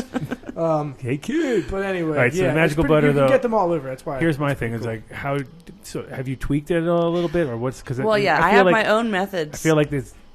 I've used their thing, and I've been like, okay, Yeah. but I felt like it was like I don't know that I didn't wasn't really. So well, here's what I my would've- niche. It's like I'm trying to break the idea that everybody puts their cannabis in an oven to decarboxylate it and Okay. just basically roast it and kill off any terpenes Yeah. and flavonoids that are in the product that are Sure. medicinal. So the magical butter machine, I kind of like took my old crock-pot recipes and then formulated them for the magical butter machine. So the magical butter machine has these time and heat presets on it. My method is very, very simple. Don't put your cannabis in the oven. Put 2 cups of your oil, whether it be coconut or olive oil or whatever you're making that day, whatever culinary oil it is, and then an ounce of cannabis to 2 ounces of cannabis. Put the machine lid on, set it to 160 Fahrenheit for 8 hours, and you're going to repeat that cycle twice per day, so it'll be a total of 16 hours. Let it sit at room temperature overnight, and repeat that for 2 more days, a total of 3 days. Wow. And then you're going to preserve your terpenes in there, because terpenes are volatile compounds, and they don't like temperatures above 160. They start to really degrade after that. So if you can maintain that temperature over that time period, you're going to have a more medicinal product. Right. I mean, 160 almost seems a little bit like, ooh, it's borderline. I'm like, It is. And you could technically go 130? lower. You could do 130, although I would suggest if you were going to do 130, Would that you be- probably would need to do it for about a week. right. So that little for 30 degrees temperature difference, you're talking like an extra Right, because it's cumulative 6 over time, processes, you know. yeah. So it's you do 2 cycles per day the same way, but you just carry it over Are you longer just to leaving it in the same thing and just keep doing it, or do you? Yeah, I actually lift up the lid and give it a little stir because it's got this great emulsifier kind of blade inside there that just basically pulverizes all the cannabis. Yeah. And so I like to give it a little stir. It settles. You don't want it to burn and get a hot spot on the bottom. Right. Because it has an automatic stir, right? Isn't that the whole point of the thing? Or what does that do? It just kind of. It's a blade and it chops up the cannabis. Okay. To basically get super saturation over all of the plant matter. You're opening up all cellular levels by pulverizing it. So. And like you said, if you're doing it at 160, you won't burn terpenes until about 180. Yeah. So Yes. yeah, they'll all remain in there no matter how many times you sit it at 160. Exactly. And pass it there. yeah. It creates a much better butter. For me, it tastes better too. Like when people put it in the oven, I can totally taste it. It tastes Right. like burnt green tea. Sure. Yes. Sure. Burnt yerba mate. It's like Yeah. burnt plant material. Yeah, it's not so nice. And Well, yeah, and the thing is, back in the day, that when people didn't really have any clue what they were doing, they're just taking weed and throwing it into brownies or something like that. No It was strainer. so hit and miss. Like you'd get like sometimes you'd be like all blasted and knocked out, but it'd be so physical and so like Right. the next day you'd be like, oh, I got hit by a truck or something like that because you got it all. There's no. But then later you figured out, oh, maybe I got to filter. Oh, I do that. I mix it with butter, and then I filter it. Now I've refined it that much further. You know, and that's like when we were all like 15, 16, we all figured that out. Like, oh, the butter all floats. We scoop that off the top. I That's was even like, smoking weed when I was 16, man. come on. Come on. Anyway, but then, you know, obviously, comparatively to that, now the processing has even gotten to the point where, you know, people have, well, obviously automated it, like the magical butter, but also doing it on a larger scale, like the guys over Incredibles, and they have to do, you know, 900 bars a day, every day, or even more, and just Sure. like, rock them out, and they can't. You got to be super consistent. easier well, that's when what I you used have to to do get when the- I worked at the dispensary, you know, and I was producing all these So oil's edibles. going to be oil's the only real way to go for that. Yeah. Exactly. You have to make it to so like we Well- were lucky when it worked back in the day because sometimes you get the brownie, you know, like I got the brownie, you know, didn't work, and like like it works so good. It's like, yeah, because it all got stuck in one spot. That's right. People don't even. I mean, I've seen the worst concoctions ever, and I'm like, but people did it, of course, because you know, live and learn at that point, and. But Well, that's what my mission is, so that people don't have to go through that, you know, like so take the mystery out of it. do you dabble with things like say like mushrooms, other Do you maybe do? Do I or have I? No, I mean medicinally though, like medical mushrooms more than actually psychedelic mushrooms, because I personally Like have not, microdosing as well? but I no, do. like medical, like actual. 'cause I'm a there's- really there's- happy person, so I don't really need the medical side of mushrooms. I really consider that really great for people who have like depression, and you know, it's fantastic for recalibrating the brain. But there are plenty of medicinal mushrooms for edibles. That's what I'm saying. Oh well, yeah. Like Actually, no, I like- have. like There's more- one. I did yeah. chaga, Uh-huh. Oh, like real mushroom. like a real mush, not a. Yeah, that's what I'm trying to say. That's what I know we all dabbled in mushrooms. I mean, who the hell? mushrooms for I don't think. medical purposes, man. You're No, PTSD, No, PTSD plenty of people. chaga and shiitake. Well, plenty those of people ones are do really good. PTSD. If you just mild doses too, don't need a lot. It's kind of like you were saying about what you need for glaucoma. Like you don't need 25 milligrams is not a lot. It's not, Right. That's not like getting wasted. That's like, oh, okay, well, I ate something and whatever. Same thing with mushrooms. If you eat just enough mushrooms to get like a microdose sort of effect, you Sure. will. It'll help with because I have friends who have PTSD, and they need that like once every Right. 6 months, and it just kind of like sets everything It rechecks correct. their brain. And they're like, oh, okay, Yeah. I'm good again for 6 more But months. and that's then 6 because months it later, opens they up do the it. pathways, the neural pathways in the brain, and actually creates alternative routes for processing. Sure, and they don't necessarily. I mean, my friends, the problem is that like they don't want to get really, really high. Like that's the reason why Yeah. it's like I gave him some mushrooms too. Like, hey, yeah, sure. And then like 6 months later, I'm like, did you do those? He's like, I don't know, man. They're a little bit it's kind of tough. So you know, I want him just to kind of not be scared of them. So it's almost like kind of need like that somewhere in between mushroom where it's like you Sure. don't all you get is the microdose effects where you get like the. You know, you're in the flow and you're processing things a little faster and you're moving A to B, doing all your things, and nobody knows you're high because you're not. Which is the only thing that was fun about being high back in the day is that nobody knew you were high. Now everyone knows you're high when you're really high because you're just like a big sloppy mess because you've actually especially here because no one cares. yeah, you're like, oh my god, I'm talking, and I'm talking psychedelic high because your eyes are like pinned out like a big. Oh giant- yeah. Oh yeah, my god. bing, you know what I mean. But at the same time, you know. When you were 15, 16, when he wasn't doing drugs and I was, then that's when it was Dude, like, when that you was were when it was 15, fun because you 16, were like, I- woo, I and you was did everything. It went born. crazy. But now it's like microdosing is actually the interesting thing because I'm like, Right. thank God everybody's on the same page as me. Like they don't want to get too high all the Right. time. It's not Once like in a the while. go for broke mentality, Once, you know? once every 6 months, it's cool, No, and you can't or once microdose every with year. mushrooms, man. It's when if I took like there's times I've You taken can. just a You small. No, you can. But I'm saying times I've taken just a small amount, and it like doesn't kind of click in. You'll either take a small amount of caps or a small amount of stalks, and that's going to really dictate on what type of effects that you have. But when you take just a little amount, I feel like it doesn't fully kick in. So like I'm not in my brain, or I am in my brain, but you don't have the visuals to kind of distract you from. Like I don't know. I feel like with mushrooms, with me, it was always just either you just do them or you don't. That was it. I don't know. Microdosing with mushrooms is kind of scary. No, that's the way I used to be too. I used to be the do it or don't guy, but now I'm like, oh man, this is like Take just actually a little bit of mushrooms. sometimes. No, And if you worry about the variable between the caps and the stems, you can always infuse them and make mushroom caramels. True, there you and then go. you have an even distribution. well, my favorite thing was the goo. You tried that ever? Which one? The goo. The goo. I haven't heard it called the goo. It's just a Tootsie Roll. It looks like a Tootsie Roll. Oh. Mushroom- no, I mushroom had just Tootsie Roll. we just Imagine called them that. caramels. Okay, Ugh. but this I is don't not. This had no sugar in it though. Oh, This okay. is no sugar. This is an extract of mushrooms, so it's Oh, and it's well, that sounds good. pretty awesome. That sounds disgusting. It is great because you only need like a BB's worth, and you take a BB's worth, You and just you're swallow it, don't have to you're chew it. You're nicely So it's tripping. pretty much, again, just concentrated psilocybin at that point then. Yeah, Can you do that with a CO2 machine or something? yeah, I believe you can. Yeah, I that's believe you fucking can. insane. And it was funny too because back in the day, I was like a little before the concentrate thing blew up, and I was like, yeah, they need like a vacuum and all this, and it sounded so complicated in my mind. And now I'm like, of course they need a vacuum. Yeah, it's normal shit, no big deal. Everyone's got one of those. But now back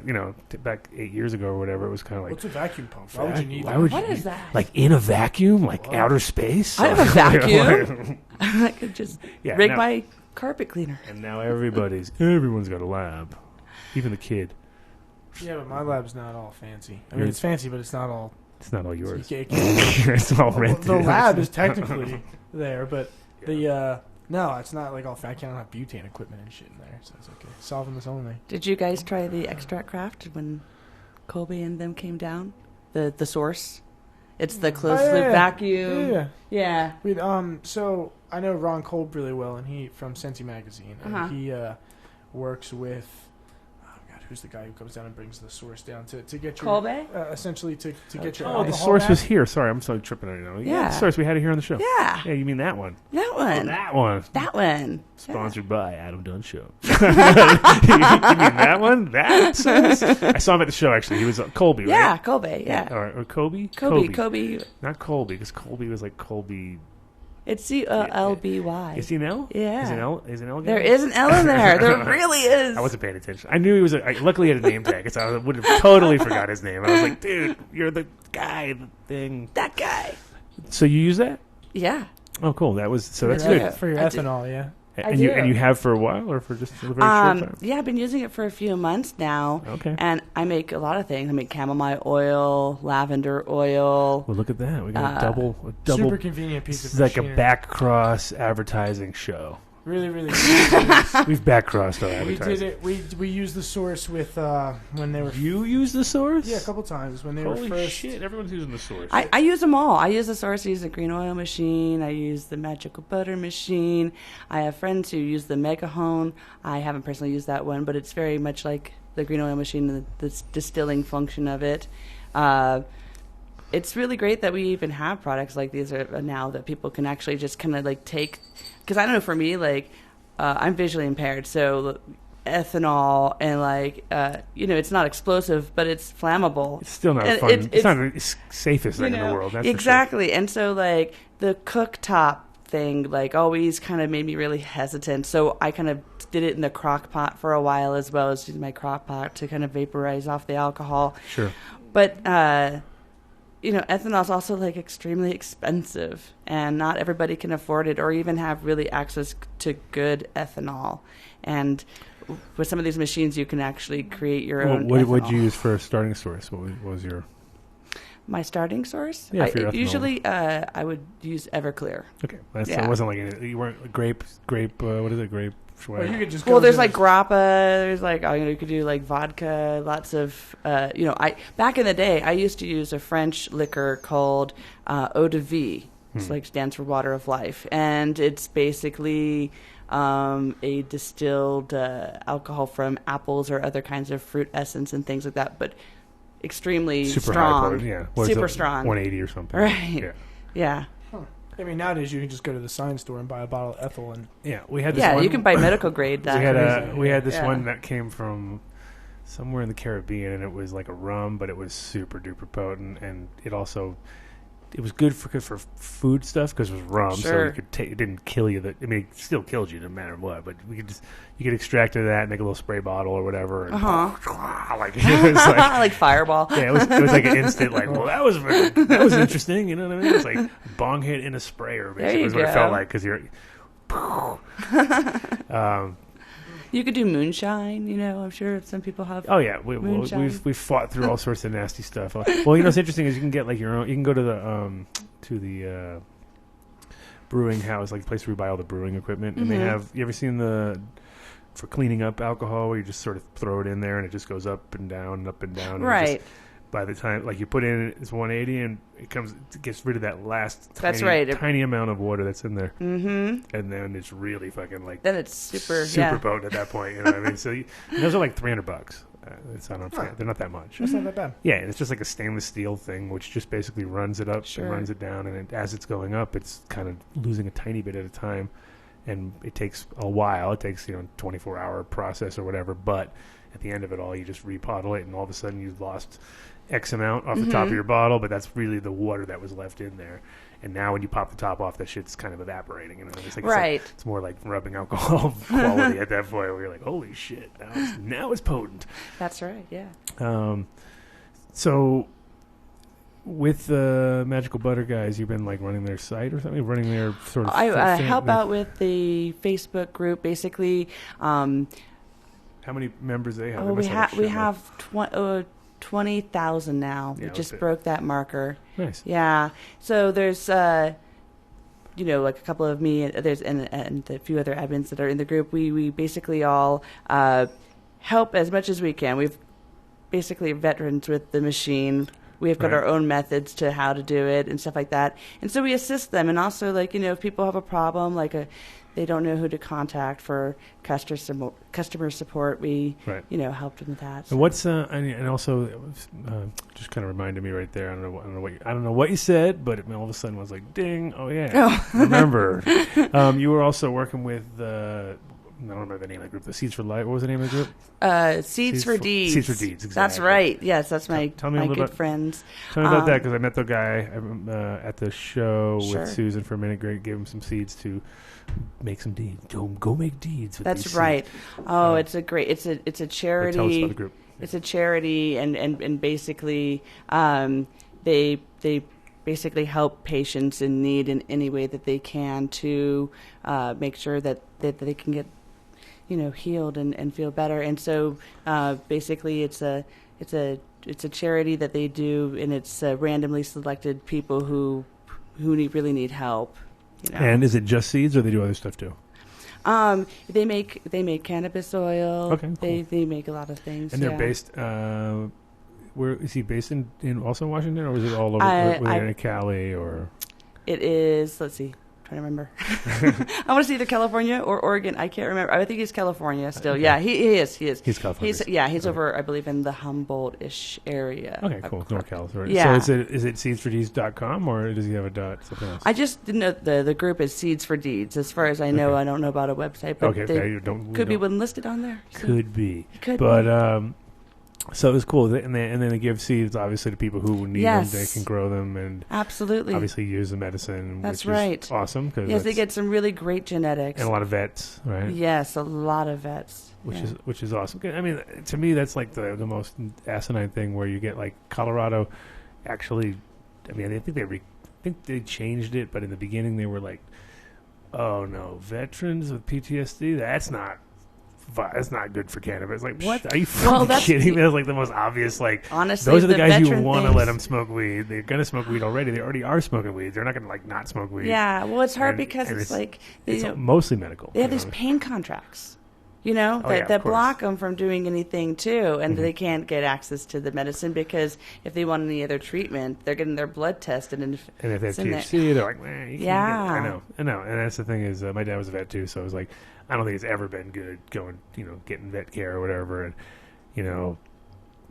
it's like interesting that it would be the one thing that would probably be the easiest program for them to get people behind. If they were just to be grow it themselves and give it to them, like make their own fucking weed. It's like it comes to a point where the anecdotal evidence is just surmounting, and you can't deny it anymore. Or instead of importing all the coke, they could just bring a little weed from those countries that they're out guarding all the poppy fields, and see like there's weed fields over here and poppy fields over there, and they're guarding the poppy fields, and people are harvesting the weed, and just like, okay, slap a little weed on. Claiming that things like the CBD has no medicinal value. Instead, Instead of any of this logical things, let's just. Well, I think take that the most- government is kind of very contradictory because they do actually admit that there are medical benefits to No, it, they've already got their- but at the same time, until they can reschedule it as Well, Schedule 2, then what's more the because they want to make money, pharmaceuticals. That's where it's Absolutely. at. That's So much money. I think the reality though is that the idea is to first pick it apart and then make break it down to each one right. and go after each one Exactly. instead of trying to do the whole plant thing. I and agree. Then we're going to be allowed to do whole plant stuff, hopefully, up to a point, but we're not going to be allowed to do as much fractional distillation type things that we're already doing now. Yes. Because at a certain point they're going to say, this is our territory. You see this crystalline, beautiful looking stuff that's all distillate and stuff? That's us. You guys, unless you got a license, you're not doing that. We'll But keep if all you're- the real medicinal but if properties. you guys want to go can have the other flowers, stuff. if you want to go flowers and make some bubble hash, then go ahead. Which is cool. To me, that's fine. I mean, that would actually be the better overall picture compared to just if everybody just was growing weed and making bubble hash, it'd probably be back. It's almost like back to the '60s vibe. Like, woo, even though it's not. It was amazing. It was way in the '90s, but still, it was just a potent version of the '60s. That's right. But in general, it's like flowers are where it's at anyway. So, because at the end of the day, as long as they let you grow flowers, then we can do whatever the fuck we want. Really, I mean, if you want to make distillate and go to your little lab, we've been criminals or I don't need to make distillate. hiding in the shadows Yeah. for our whole lives. No. So, if you really want to, you can go do that. But Well, the only thing I could see kind of in between that realm is that they really need to start figuring out how to put a cap on these pharmaceutical drugs, because it's fine and dandy with experts and scientists formulating great medicines for us. Yeah. I'm not okay with overcharging us astronomical amounts because you can. oh no, and You that's the know, problem is that so- if it's really hard for me to fathom when I see people paying ridiculous amounts of money for CBD oils and things like that. Then I'm like, what? Yeah. $450 for like an ounce of that, whatever. It was Yeah, like- in our store in Chinese Longview, it's not even they real. sell Yeah. 0.03 milligrams THC in a big bottle of something Yeah. for $50-$60. Right. It's just like a nothing. It's almost like a super dry martini where they just wave the olive over the martini. They don't even put it in. They're just kind of like, it's there. Yeah, that's so dry, bro. You didn't even get it. That's like when you go to a classy place, they just wave it over. You know what I mean? So it's almost the same thing. Like we just took CBD and we showed it CBD, so it knows That's it right. has imprinted Yeah. CBD in That's it. right.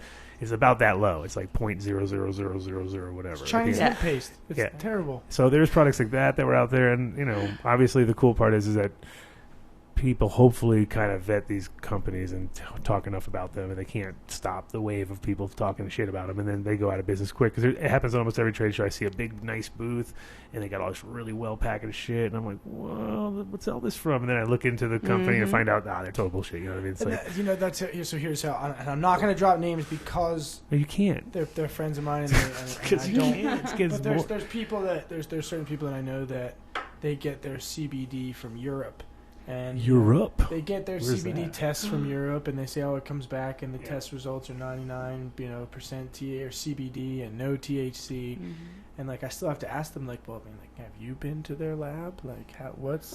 It's coming from Europe. I'm not saying that it's definitely bad, but how do you know what they're sending you is No, yeah. actually what those test results belong to or anything like that? You could show me test results for your European CBD all day, but how do I know that came from that batch of CBD? I don't. It could be completely. I think you should question diminished. the Right. validity because there are, unfortunately, labs are not as accurate as they should be, and there's so many out there who.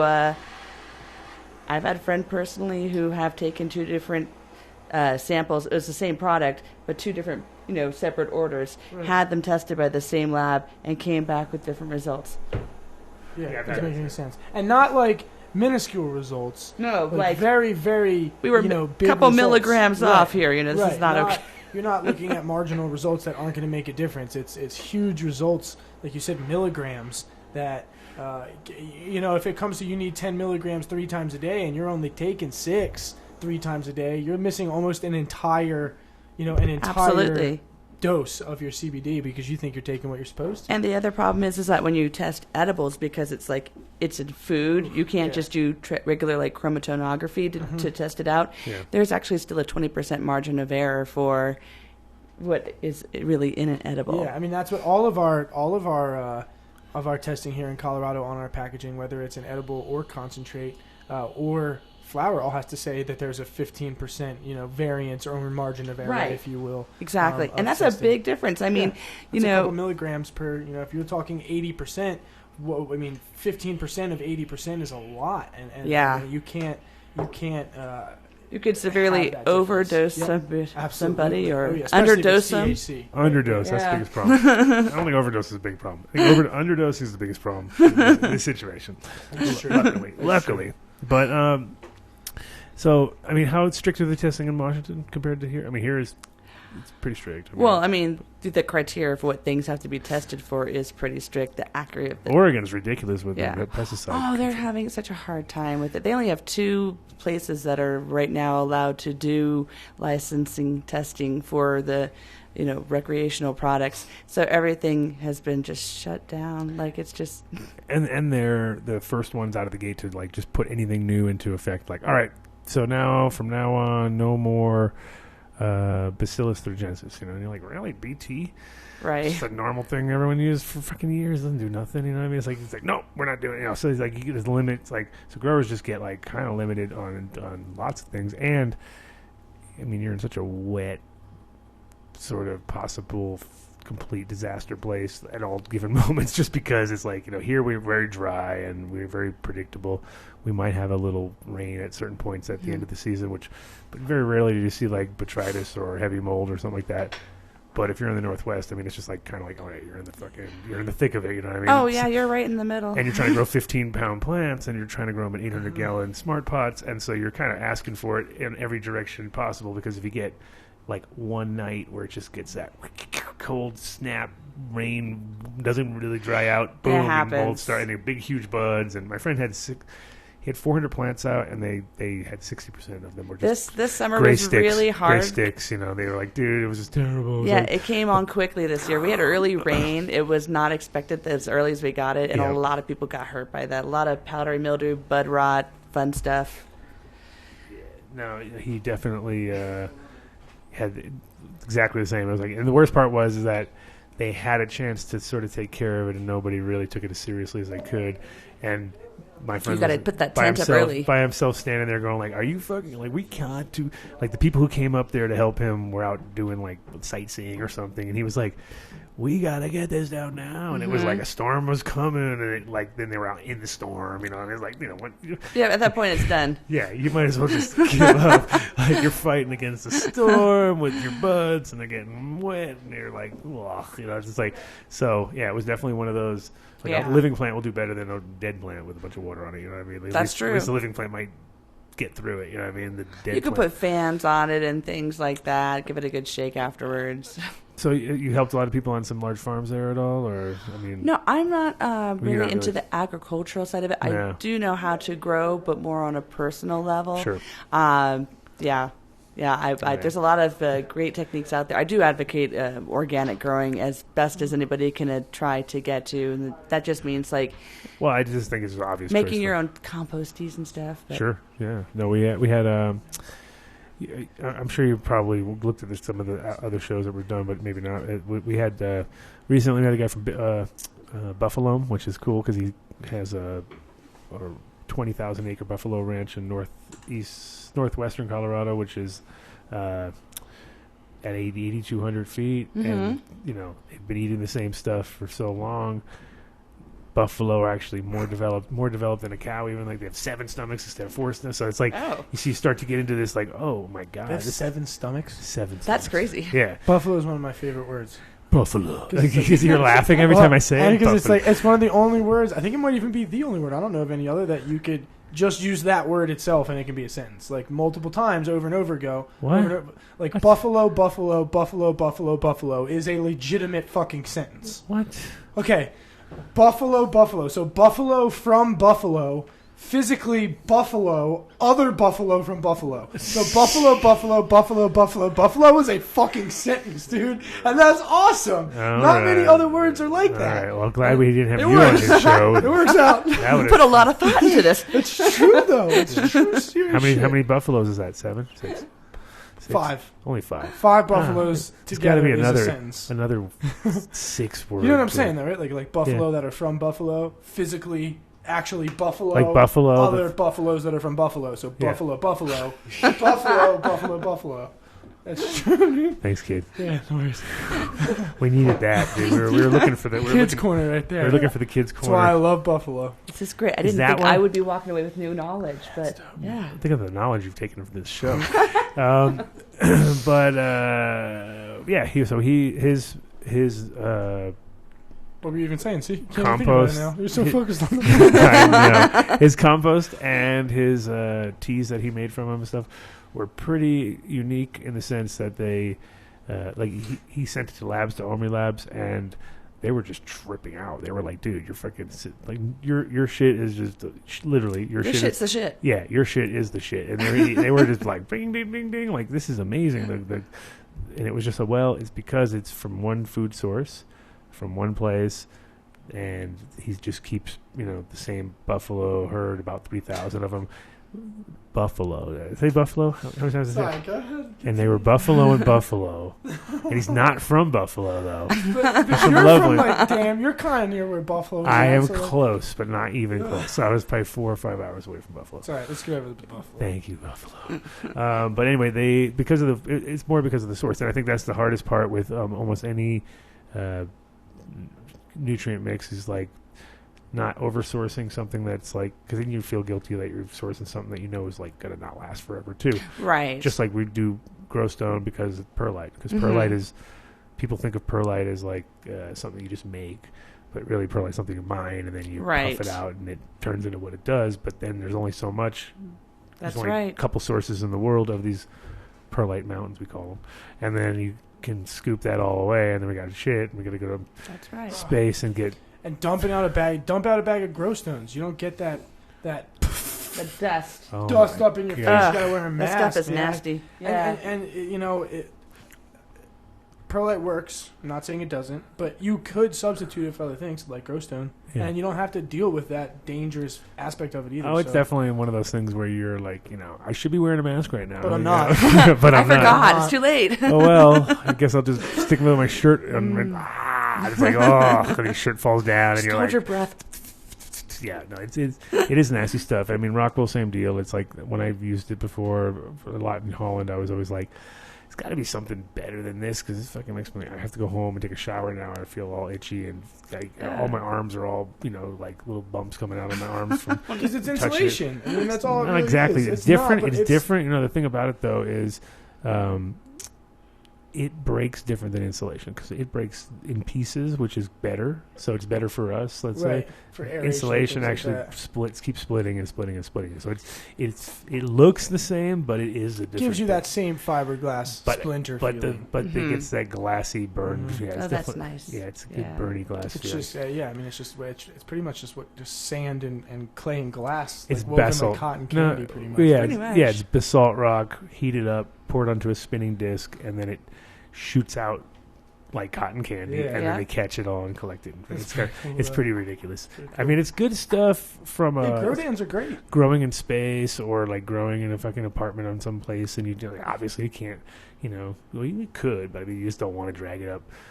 You could have, no-till is a great solution on those situations because then you Right. could like keep adding just beneficials and kind of work it that way and not have to. And how do rock wools break down? Like if They don't. They don't. Right. So That's the yeah. biggest So, part. That is the biggest so you part. have a huge garden. I mean, unlike I again won't name any names, but recent garden that just showed up here is all hydroponic. It's massive, Right. and they're all using just Coke.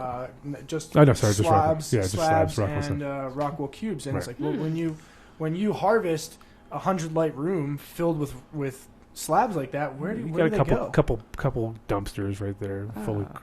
Maybe But a then dumpster, where do they go? They don't break down like if you use No. soil and dumped out your soil. The thing and is, in put that Holland, to a landfill. that if you use enough of it, right, then you could actually take it to one place and use it as one thing, and then it would work. But if you put it into the actual mix of the whole system, Right. it's a fuck up because that shit don't break down.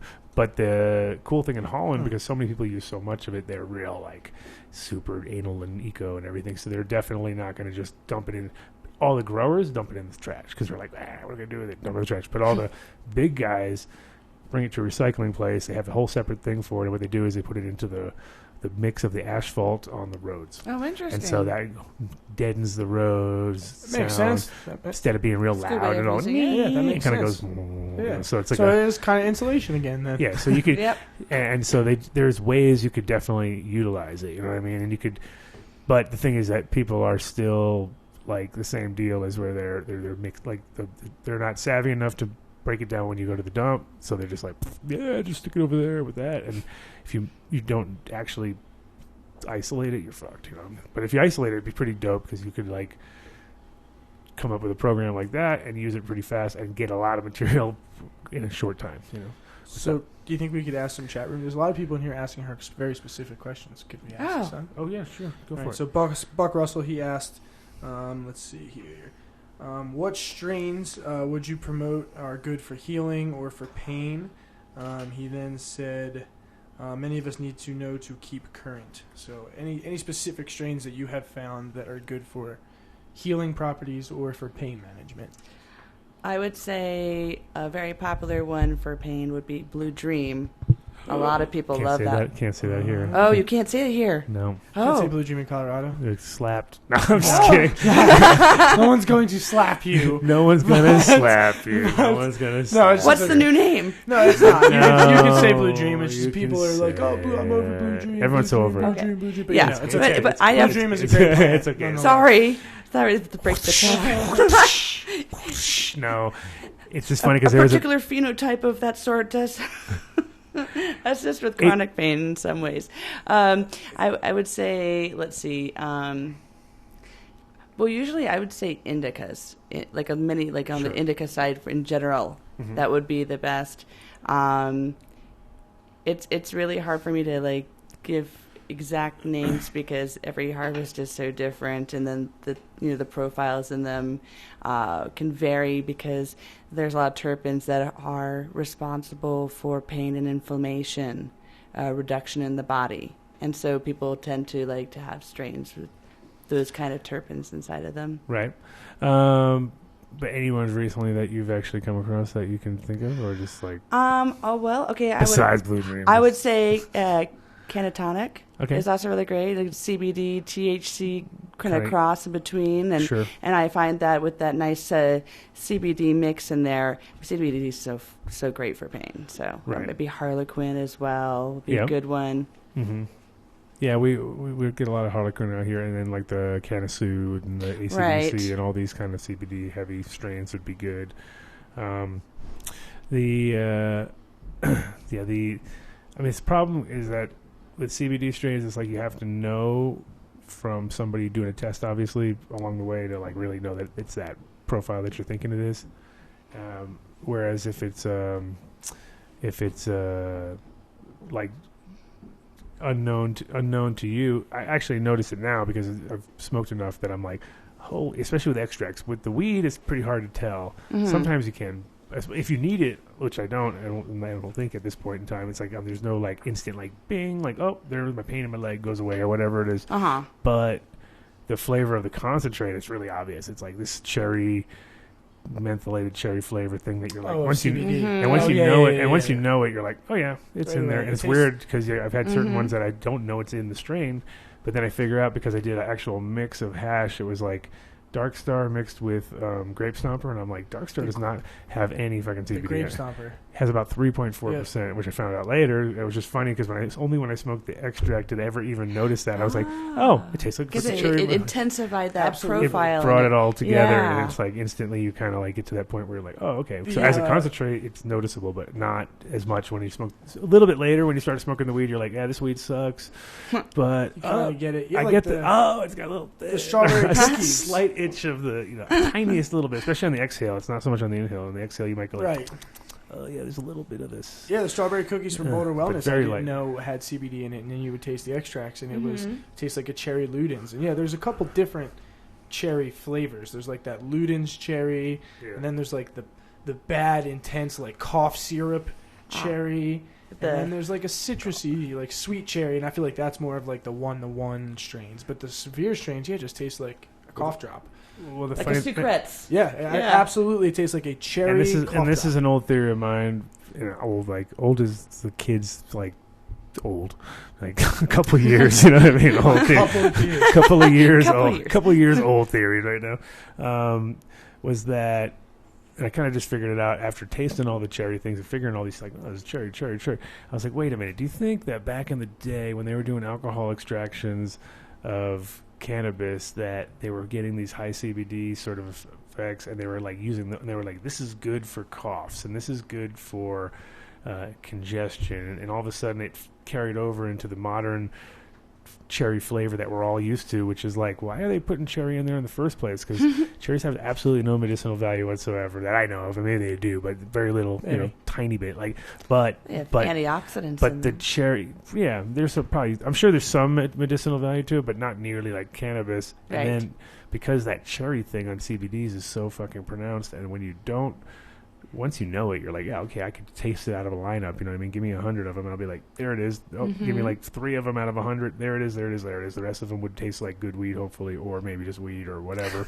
But then those CBD ones, if they were concentrates, I definitely would taste it. If it was the weed itself, it might take me a while. Take me extra long. And that's why it's, I think, now crazy with the testing, because we find these awesome plants profile awesome. They grow like shit most of the time. That's the other cities. Right. Like you would I would never have kept this plant in a million years. But oh my God, it's got 12% CBD and no THC, and it's awesome. It's hemp, whatever. Right. And now all of a sudden you're going to baby it for the rest of your life because this is gold. Yeah, exactly. And it was the worst plant in the room, and it was a runt. It was horrible. This one's not working. It looked like crap, and you're like, oh, yuck. And then you're like, ugh. That's what I hate about testing. Is you're like, gotta keep this thing now. The next popular question here is, what have you found to be the best additive other than sunflower lecithin for bioavailability? Well, I would say, unless if sunflower seed lecithin is your go-to one, just feel free to say sunflower seed lecithin. But they're asking other than that. Yeah. See, the thing is, like, a lot of people don't use lecithin or want it in their stuff because it aggravates things like Crohn's disease and digestive issues. So if you don't use it and you don't want to use it, I would say go with another method that is really good at binding it to your bloodstream. You could use an alcohol tincture because alcohol definitely binds to your bloodstream very, very quickly. You can use a sublingual. Yeah, absolutely. And I would also say look into what kind of carrier oils that you're using. If you have absorption problems, go with olive oil as your carrier oil, not coconut, because if you're eating it, because coconut goes to the liver directly and is, as we know, the liver's job is to filter things.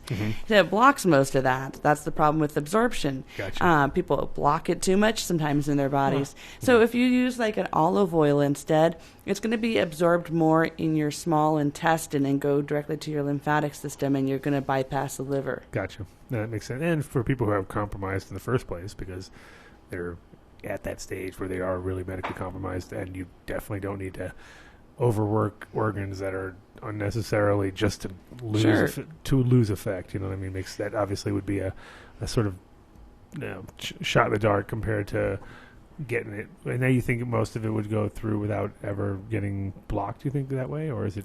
It's absorbed faster. It never makes it to the liver with this process. Gotcha. So so you're allowing it to get absorbed into the. That's interesting lining. that olive oil is faster than coconut, because coconut feels so like body room temperature, sort of like somewhere like you're like, that's it. It's boom. It goes in right at that right temperature, where olive oil just sort of like. And that's the difference between, like if you jumped in some olive oil, it doesn't feel like it would absorb into your skin nearly as fast as coconut would be like. Actually, olive oil is really, really good for your skin. It actually penetrates very deeply. But I would say that Another method, like, if you're just not getting enough from eating it, Mm-hmm.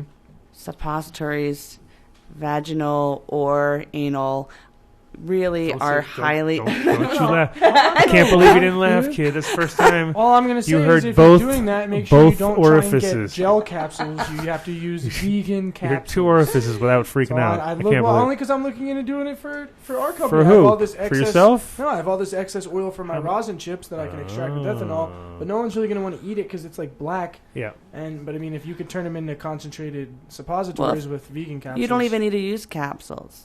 You could infuse your cannabis concentrates into Look at his face. cocoa into cocoa oil. I mean cocoa butter. Cocoa butter is He's just waiting fantastic. waiting to You hear can it. do a mixture of cocoa butter and Waiting to hear coconut it. oil But then what together. do you do with the cocoa butter? It's not in a capsule. Okay, so there are You gotta stick a little molds. You baby can buy capsule. molds. You can't put a little capsule up your butt. Okay, there you go on eBay or Amazon or whatever. They sell suppository molds. You buy them, you pour your oil into them, you put them in the freezer, let them solidify, and you pop them out, and then you can keep them in a little container in your freezer. And because it's cocoa butter, it doesn't melt as fast. When you insert it, it doesn't melt as quickly. Would it be all like sticky and like wouldn't you like be No, like it's insides not. be all sticking together now? Oh, come on. No, but wouldn't it be now. sticky, What was though? that little? You're What was that? putting- What was that motion No. you made? Yeah, that little motion. What was I'm that? just saying, like I've never considered it without a capsule encasing the oil. Only for that reason. Like, how the hell can you get a sticky, viscous oil in that? It's area? not sticky. Come on, man. It's It's frozen. greasy. It's frozen, It's boy. not It's sticky. nice and Frozen. cold. Yes, Yeah. you have to be quick You'll with love it. You're gonna love it. Well, you I'm should. not. I wouldn't say put it in your hand, walk around the house for 15 minutes, and then put it up there. It's not gonna work. Ice Right. cold, bro. But like Straight up the poop chute, the ice cold one. I'm telling you. We're gonna on the next show. Next Ask show. this as an honest. Hey, I'm question. paying for these shows. It's worth it. I'm paying How- for these shows. How, as a suppository, how is it able to like? How do you know when it's like done? How do you know when it's like gone or like? What You if you have to go to the bathroom? Okay, No, so I'm being here, serious no, though. Like, what if you First- have to go to the there bathroom? is a How do you know it's protocol done? for what Don't you eat do Burger afterwards. King before you so go. after you've inserted a suppository, you need to make sure that you have at least 30 minutes of downtime where you're not going to be moving around and going anywhere or using the restroom. I'd say use the restroom before you Right. go to insert one in there. Yeah. And then you're the best thing is to lay on your left side. Because just how like it makes your organs lay all good, right? I mean, I Right. hear that makes you fart the best too, right? If you like. laying on the left side. Yeah. It's true though. It's true. Just I'm try not to saying. fart when the Oh, suppository's my in there. Right. Obviously. But yes, it is. That's what you should do because you're right. It's once it liquefies, Yeah. gravity sucks. Okay, Wow. so then everyone's. This is all visual stuff you're gonna get now. So they seem to Visuals. bring back up the thing that like 3 years ago. So What? doesn't 3 Is years ago? it true? And I still think it is. Uh-oh, here it comes. Was it true? And is it? So I used a Mary's medicinal transdermal patch. Okay, so you're supposed to put them on thin-skinned areas with lots of. back to the like taint venous patch. areas, right? Of course, Okay. of course. Yeah. On a This is it. male, the taint would be a really good place to put one of those patches, right? In reality of things, The taint it patch. would be The kid, for absorption. he wants his own taint patch. It would be That's all very he's saying. effective. He's 'Cause basically saying he wants to Everyone's thinking that it was ridiculous that I put it there, but Mitch told me to put it there, and I tried, and Okay. it hurt pulling it off, but like, Yeah. it kicked in like that, He's sold on the tank. like that. Yeah, Taint so, patch. so taint patches If are you back. buy Mary's patch, put it Yeah. on your taint. If you have a taint, if you don't, sucks to be you. You can say you're tainted. because then you'll have then you'll be tainted. But no, Yeah. shave it. Well, up you won't have first. any hair after you're done with the Mary's medicinal patch, probably. That'll be it. No, I combo. know. It was, We she should heard make- me ripping it. I was in the shower. I was screaming. Why don't we make combo patches where it's like wax a free patch wax dealer. combo? wax patch combo? Yeah. Wax Yeah, patch man. combo. Yeah, so that way, yes. it's yes, like Brazilian whoosh. patch combo. Yes, I'm all about the it. kid, sponsored Yep. by the kid. With it. rosin. Rosinated. It's rosinated. But no, okay. Just Come put it up. And then I Tell guess her. the next question they were asking, and this is a serious one, back to serious stuff. What serious? Do you have any preferred, not necessarily strains, they were just asking for preferred advice. So it could be strains, it could be a type of medicating for seizure assistance. So if you have seizures, is there a specific type of product or a specific, maybe a 2-to-1 or a 1-to-1 or a 5-to-1, or is there a specific intake method that you think works best or you've seen work best for seizures or people that have epilepsy? I've seen some really good new inventions for a nasal spray. This one seems very good because it's a lot of capillaries in the nose, and it would be absorbed very quickly, and it's getting close to the brain very quickly as I've possible. seen that. I've seen some videos Right. of that, and it works almost instantaneously. Yeah. If you can't do that, you could basically make a sublingual tincture. Would be really good to get that in the system fast. And you can do an oil-based or a vegetable glycerin-based tincture, especially if you're treating a child. You would want to use an alcohol-based tincture. Gotcha. Electroshock combo. You like that one? Electroshock combo. Taint patch. That's what they're. That's So that's what I was that's- saying. I'm trying to keep up with them, but I can't. whatever happened to electroshock. Oh, here we go. Happy electroshock combo, wax patch shock combo. No, It's got a TENS unit in it as well.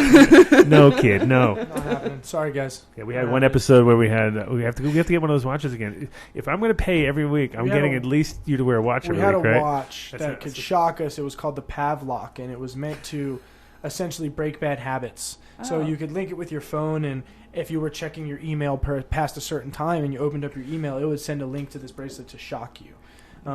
So you could also set it up that every time you received an email, which is what would happen if you donated money to our PayPal account, and then it would shock you. So This reminds me of an old Stephen King movie. I don't know if you ever saw And then- Cat's and- Eye, but they did the same thing with the smoking. Every time the guy went to go Okay. smoke a cigarette, it's like, zzz. yeah, so that's what Mitch was using it for. Yeah, He was that's what using for it to- smoking. Oh, That's okay. for smoking Very cigarettes, cool. And it worked. But we put it on me to raise money, and every time you donated money, it would shock me. But people were then donating just pennies. They were Yeah, he was getting donating shocked for 100 pennies. pennies, and I was just getting shocked.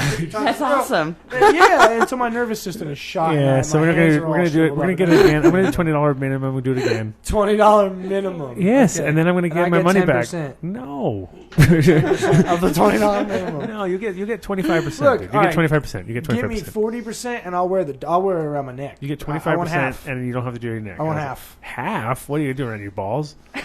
You know what I mean? Then you'll get half. That's certainly not half. That's when you're getting half right there. Okay, so think about that, percentage we're trying to wise. talk all serious stuff. It's straight up. If you put it on your balls, I'll give you 50%. Which is- Other than that, you're gonna get like a good split. I'm gonna give you 70. I get 75. You get 25. But I start making the calls. That's all the questions that I see on here. If Really? there's more, I'll read them. Yes, but I don't see any more. What are we at? What's our time looking at? Oh, 1:40. Look at Yeah, that. we got Looking good. about 20 minutes. Yeah, 20 just about 20 minutes, give or take. 20 minutes, give or take. Well, We'll can I do throw one out a more. recipe or something? Yes, Yeah. go I'll nuts. throw I it mean, out. Yeah. All right. throw down whatever you want. Like, okay, so I can do a recipe for a tincture or for. So I'm going to do a Oh. I'm going to do basically from start to finish, like your butter and then the gummies. Oh. And gummies are super Butter gummies? Butter gummies. Well, they're not, but it's coconut oil gummies. Okay, but I was yeah, gonna say, you butter get gummies are butter. weird. So Karen Yeah. Kaiser did just ask really quickly, Oh, back okay. to the suppositories. She did read somewhere that they may not be absorbed properly by the bloodstream. Is that true or false? Or can you speak on that at all? I would say that they have been proven to be absorbed more by the bloodstream than ingesting into the body. Just like as in with any method, even with alcohol, anything like that. Right. Right. Okay. Right. I agree too. So Karen, unfortunately, I think that whoever wrote the article that you read was probably either biased or mistaken. I would assume. But so continue with your recipe.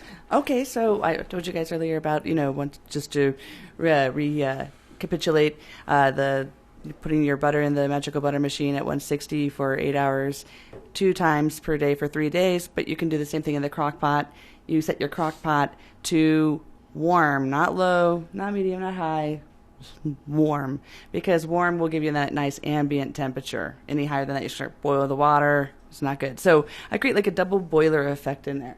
I add enough water that when I put a jar with my butter and oil in there, it comes to the same level as what's inside the jar. So it doesn't tip over and you have it floating in the crock pot. So in that jar, I would put about a half ounce of ground up cannabis to 1 cup of your coconut oil. And just do the same 16 hours per day at 160. You could put a little candy thermometer in the water, check out the temperature, make sure it's all good.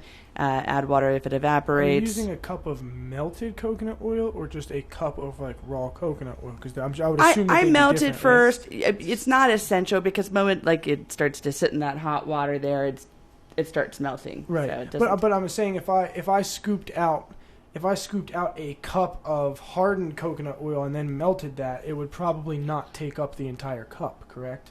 So do you need the cup of melted? Or melted would give you a better measurement, an accurate measurement, of course. Okay, perfect. You're getting rid of all that air and air pockets in there. So once your butter's been completed, you strain it. Save that pulp, the cannabis pulp, because it's been saturated with the oil. There's no way to ever squeeze out all that oil, no matter how hard you twist your cheesecloth or whatever you're using. I like a nut milk bag because they work really, really well. But then I take that pulp and then I melt 2 cups of chocolate chips.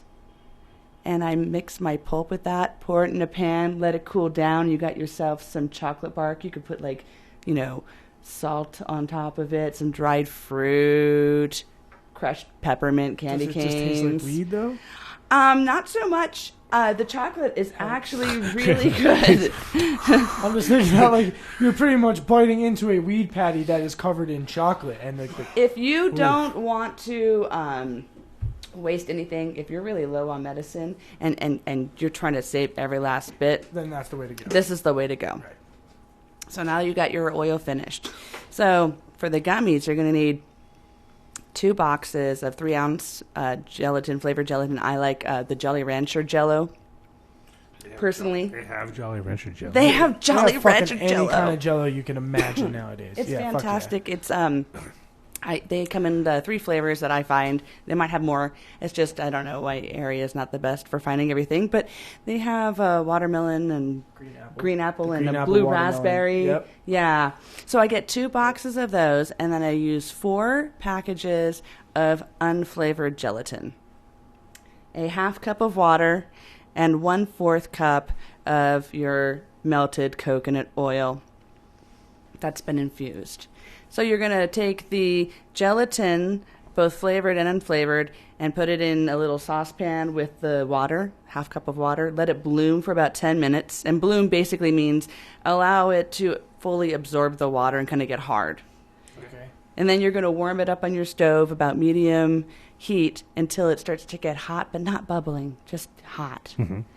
And then you're going to pour it in your molds. Oh, sorry, I forgot. You add the coconut oil in then, and you mix it all up. And you keep stirring it as it kind of cools a little bit to let it thicken with the coconut oil so that you get even distribution. You don't want your oil floating on the top when your gummies are made. So by stirring it, you help mix it a little. You're not cooking the coconut oil at all. You're just add it right in the gummies. That's right. I got you. And then you're going to pour it in your molds. If you don't have molds, you can use like a baking pan lined with parchment paper.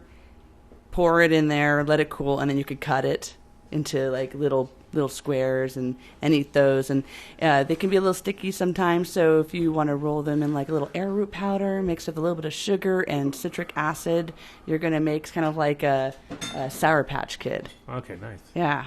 That sounds awesome. Uh-huh. And then how long do they last for? Well, you store them in the refrigerator because they don't contain preservatives like a store-bought candy. And they will last for about, I would say, 2 to 4 weeks in the refrigerator. Okay. If you want to store them longer, you can put them in the freezer. They're great in the freezer. And then that would kind of turn them into almost like a hard candy that then turns into a gummy, right? If you put them in the freezer, you get. Well, if you put it straight from the freezer into your mouth, yeah.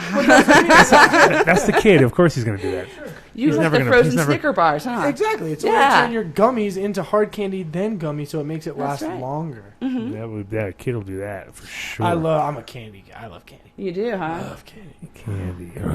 Look at him. He gets all emotional. He gets really emotional. Excited for candy. He gets super emotional. Love candy. Yeah.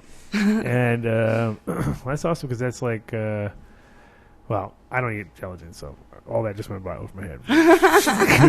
No, I listened, and it was good. I understand, but I'm going for alternatives. Do you do any alternative vegan recipes? Absolutely. Maybe like granola bars? Or yes. Something that's used as some quinoa? Nice. Yeah, I want a quinoa gelatin bar. Yeah, no, I'm just saying because I don't eat gelatin. So here's a great one for you. Right, you can make a salad dressing. Okay, so you take my recipe with instead of using coconut oil, you're going to use olive oil or sunflower oil. Olive oil. Yeah. Sure. And then, so basically you'll take your olive oil, about 1/4 cup. You're going to take a small handful of strawberries and put them in the oven, and you're going to slightly roast them for a few minutes. That sounds nice. And then you're going to put that with your olive oil. Kids getting and hungry right now. a little bit of some good Dijon mustard, a little teaspoon of Dijon mustard in there, and some fresh cracked pepper and some salt. And I like to use herb de Provence in there as well. Me too. That's good stuff. Yeah.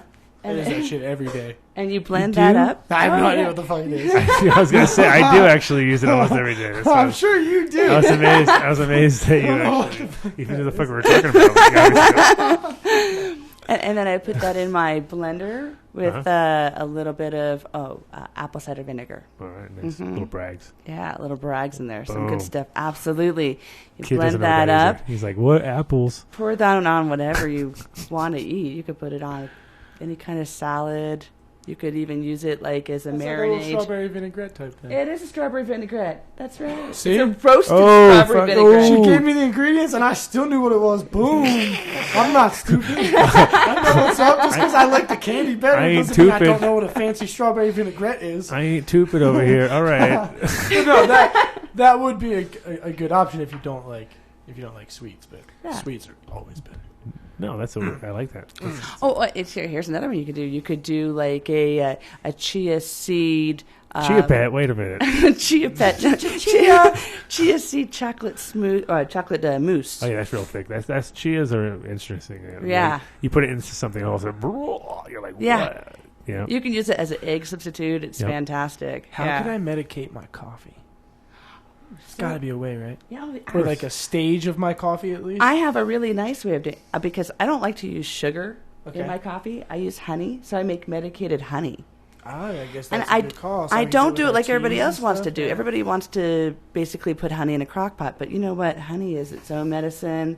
The bees took forever to prepare it. If you buy raw honey, why are you going to heat it? You're just going to kill all those Yeah, you don't beautiful wanna kill it. enzymes. Yeah. And they start to die off at temperatures higher than 90 degrees Fahrenheit. Yeah. So you can't really infuse it in a classic way if you want to keep the integrity of a raw honey. Yeah. Right. So basically what I do is I'll basically go make a classic cannabis tincture. And then I evaporate off the alcohol till there's only about 1 ounce of alcohol left in there. And then I'll take that concentrate and I'll mix it into about 1.5 cups of honey. I'll put the honey in a double boiler. It's about 1 ounce. Like, okay, basically I take an ounce of cannabis with 2 cups of ethanol, and make a quick tincture. Sure. And then I'll reduce off all the alcohol so there's only 1 ounce of liquid Okay, left. So you're like halfway there. Right, Yeah. right. Like almost all the way gone. Yeah. It's just that little Yeah. bit, Right. And then you mix that into honey that is on a double boiler on warm just to give it a ambient temperature. If it's like cold in your house at wintertime, it's going to be super thick and hard to Yes. work with. So by Right. warming it just a tiny bit, Yeah. you mix that tincture in there. Then you got a great infused honey. Put a spoonful of that in your coffee. It's not going to float on your cup like a spoonful of coconut oil will. Like It's some gross. people, You can see it looks like an Yeah, oil it looks like spill slick. on the top of my it's coffee. kind of yucky. Yeah, this actually since there's no oil in it, it See, binds to your coffee. back in the day, Nice. my friend made me chocolate milk, which the kid would love, and it was like this little pack. He made little packs, and you could just rip off the top and throw that chocolate milk into your milk, in your Right. warm milk, and it was the same deal. It was like as you were drinking, like when you did a big glass of that halfway through, you were like, it's kind of already there. Like it's happening. You know, like something's happening already. Like, oh, I feel like beverages do it the best for me. They kick in quicker, and I find them to be more effective. Do you like the medicated sodas? Yes. So- only certain ones, but Yeah, you Yes. can make them at home. well, so we have a guy. We have a guy who's just joining our team now to make his Metagin elixir. So he does like a medicated strawberry and strawberry lemonade ginger ale. Sure. And yeah, he was kind of showing us like just the standard carbonization process, and he makes his tinctures and then adds his tinctures back in. Right.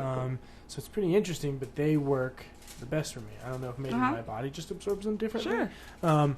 But I don't like the taste of cannabis in edibles. I love cannabis in all other forms, but the taste of like a raw cannabis in an edible Right. is not for me. And the beverages can really kind of mask that flavor, I feel like, or make it work in Absolutely. a way that it actually kind of Well, tastes good. and if you can infuse cannabis into vegetable glycerin as well. Right. A food-grade vegetable glycerin. I always had to be sure about that.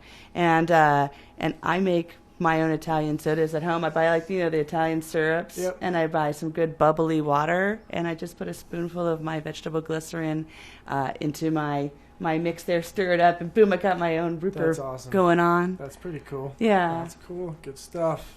Oh, big beverage fan. kid wants his own soda. Uh-huh. A big soda. I don't really drink Big soda soda. fan. You know, I you only can drink make carbonated. medicated kombucha too. That would have bubbles in it. Kombucha, If Mitch was like here, alcohol? No, well, technically it has a small amount of alcohol because it is a fermented product, but Yeah. it's not like an alcoholic beverage. Okay. Kombucha is more like, I'm thinking Sambuca, yeah. which I know is just wine on. and fruit. Like I know. Don't you it remember is. Mitch, the guy that used to sit right here next to me? That guy. I totally remember Mitch. I still see him every day. Oh, Mitch, that guy. He used Oh, to, I'm not smoking weed anymore. well, he hey. drank kombucha all the time. What are you talking about? You don't remember that? Kombucha. No, I don't remember. Come on, Jesus Christ! Oh my I God! remember drinking the All right. freaking Anyway, herbs. Yeah, never I'm mind. bored. Never mind. Not your Ramada. Ugh. That's like, and you didn't even do that. You did the canned yerba mate and just chugged them like you're a fucking that was maniac. good, but then It's we like tried to drink him out of the fucking gourd when Yerba sent Yeah. us that stuff. It was Yeah. horrible. and it was not horrible. It Why was would a you process. want- It was a process. Why would you want pieces of tea up in your mouth when you're drinking it? Oh, you. Not for me. But what a millennial! I want to drink it. What a I freaking don't wanna, millennial like, over here. Yeah, on look my at- tea. Oh, yeah. Well, Not for me. sometimes you have to deal with it. Ugh. Eat dirt sometimes, bro. I don't eat. Why would I eat dirt? Why would I Good do for that? you. What are you talking about? It's not Good. good for me. It is good for you. Actually, it is. It's totally good. You go eat dirt. We all ate dirt at one point Well, in our life. Yeah, I and that definitely was ate the probably thing. more dirt than the standard person, but I Wait. don't still eat dirt. Well, that was good for you. You were thinking right then. Now I'm you're not not. gonna eat- Now you're not eating enough dirt. Not eating What you enough should dirt. say is, I don't eat dirt anymore. Don't eat dirt. Yeah, any she's longer. the teacher. Just don't mess around. Don't mess around with the kid. You don't want to hang out with this guy. He's from Philly, so this is like a mess. It's a mess. He's a mess over here. Dude, I'm getting my money's worth. I got Sure. 5 minutes left of We money. should- well, yeah, I yeah, can you still beat got you. some time. I can beat you. Still got some time. It's 4 minutes to Well, I beat could you. give my Yes. email contact and Let's stuff do like Yeah, that. absolutely. So Let's do that. Let's do Let's that. wrap up. So everything that anything that like you said, email contact, things that useful websites or Yes. pages, anything. Yes. Yeah. So just to recap my services, I basically, help patients figure out the best ways for them to make medicine at home, whatever their condition, because you can't just look at it this one way. It is a specialized treatment. There are variables in there that will decide what you need. So if you need to get a hold of me, you can contact me at support@420sageadvice.com. I have a website that is currently under construction, will be ready soon, but that is 420sageadvice.com.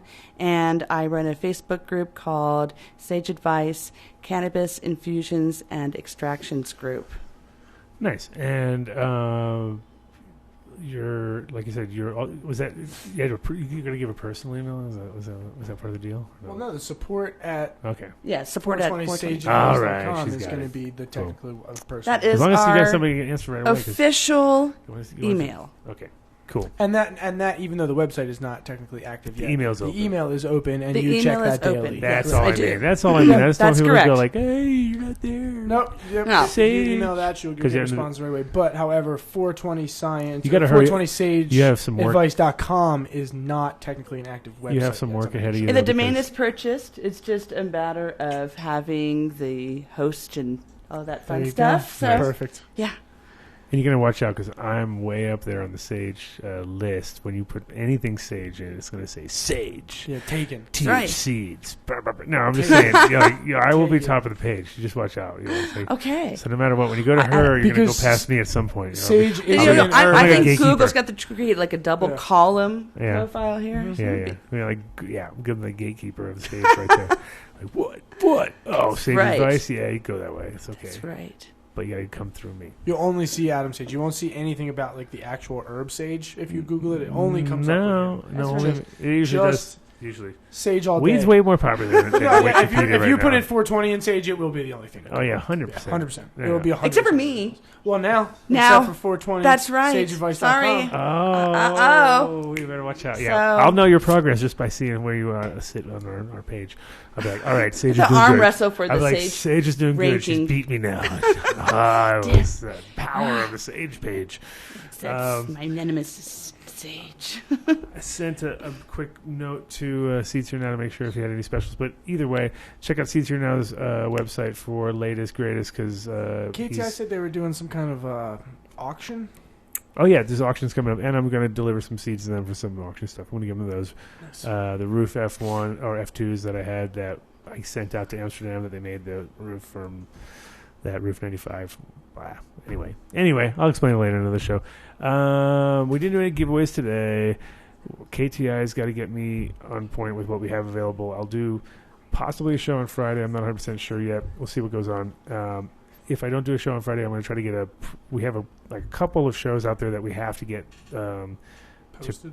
like the one from Emerald Cup is telling you is legendary. When people get to see that one, it's going to be awesome because it's Rob pretty much admitting The panel? Yeah, Rob breaking Huge down. Yeah, Rob, not huge. It was the panel that was supposed to happen. It was a pretty big panel, man. It was There's a lot good. of important it was people good. up there. And Bodie was rolling around just giving away weed. Yeah, that was his thing. Yeah, that was He didn't care. He didn't even sit at the panel. Nope. He just gave away Check weed. out the smell of this Here, one. Tom, yeah. Everybody like bags of Back away weed. for you. Anyway, it's a pretty funny panel. But anyway, I'm going to try to get that show.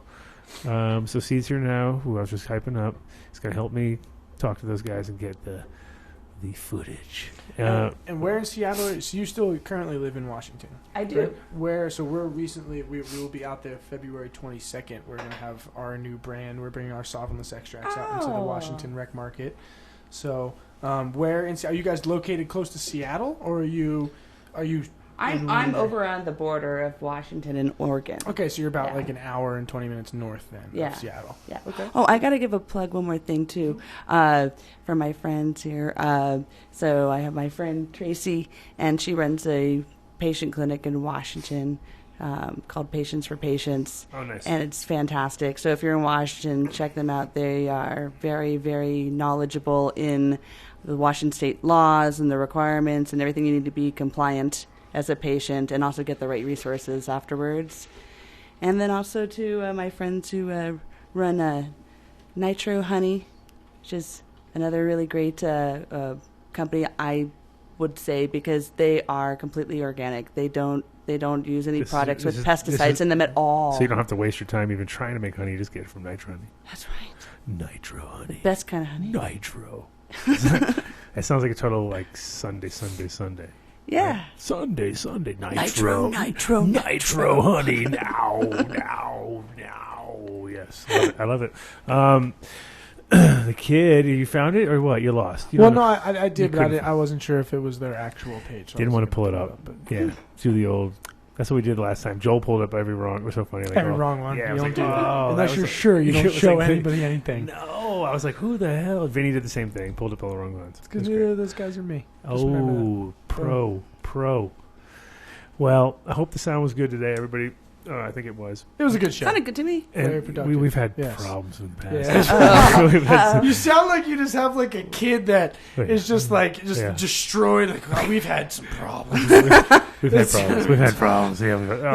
Well, I looked at the checklist of the 5 things of a successful podcast, and we had all of them except for the audio quality, because the audio quality is up and down, up and down. We have, when the kids hear, 98% of the time is good, maybe 2% of the time is ridiculous. And when it's bad, when I'm here, it's bad. Yeah, But then it's like bad. Otherwise- raise it poor. Otherwise, it's on point. Yeah, and we've had a bunch of fill-ins. Joel's going to take the reins soon, and hopefully he'll be fine. He was very comfortable. He's none of the things were out of his league, so we'll be fine.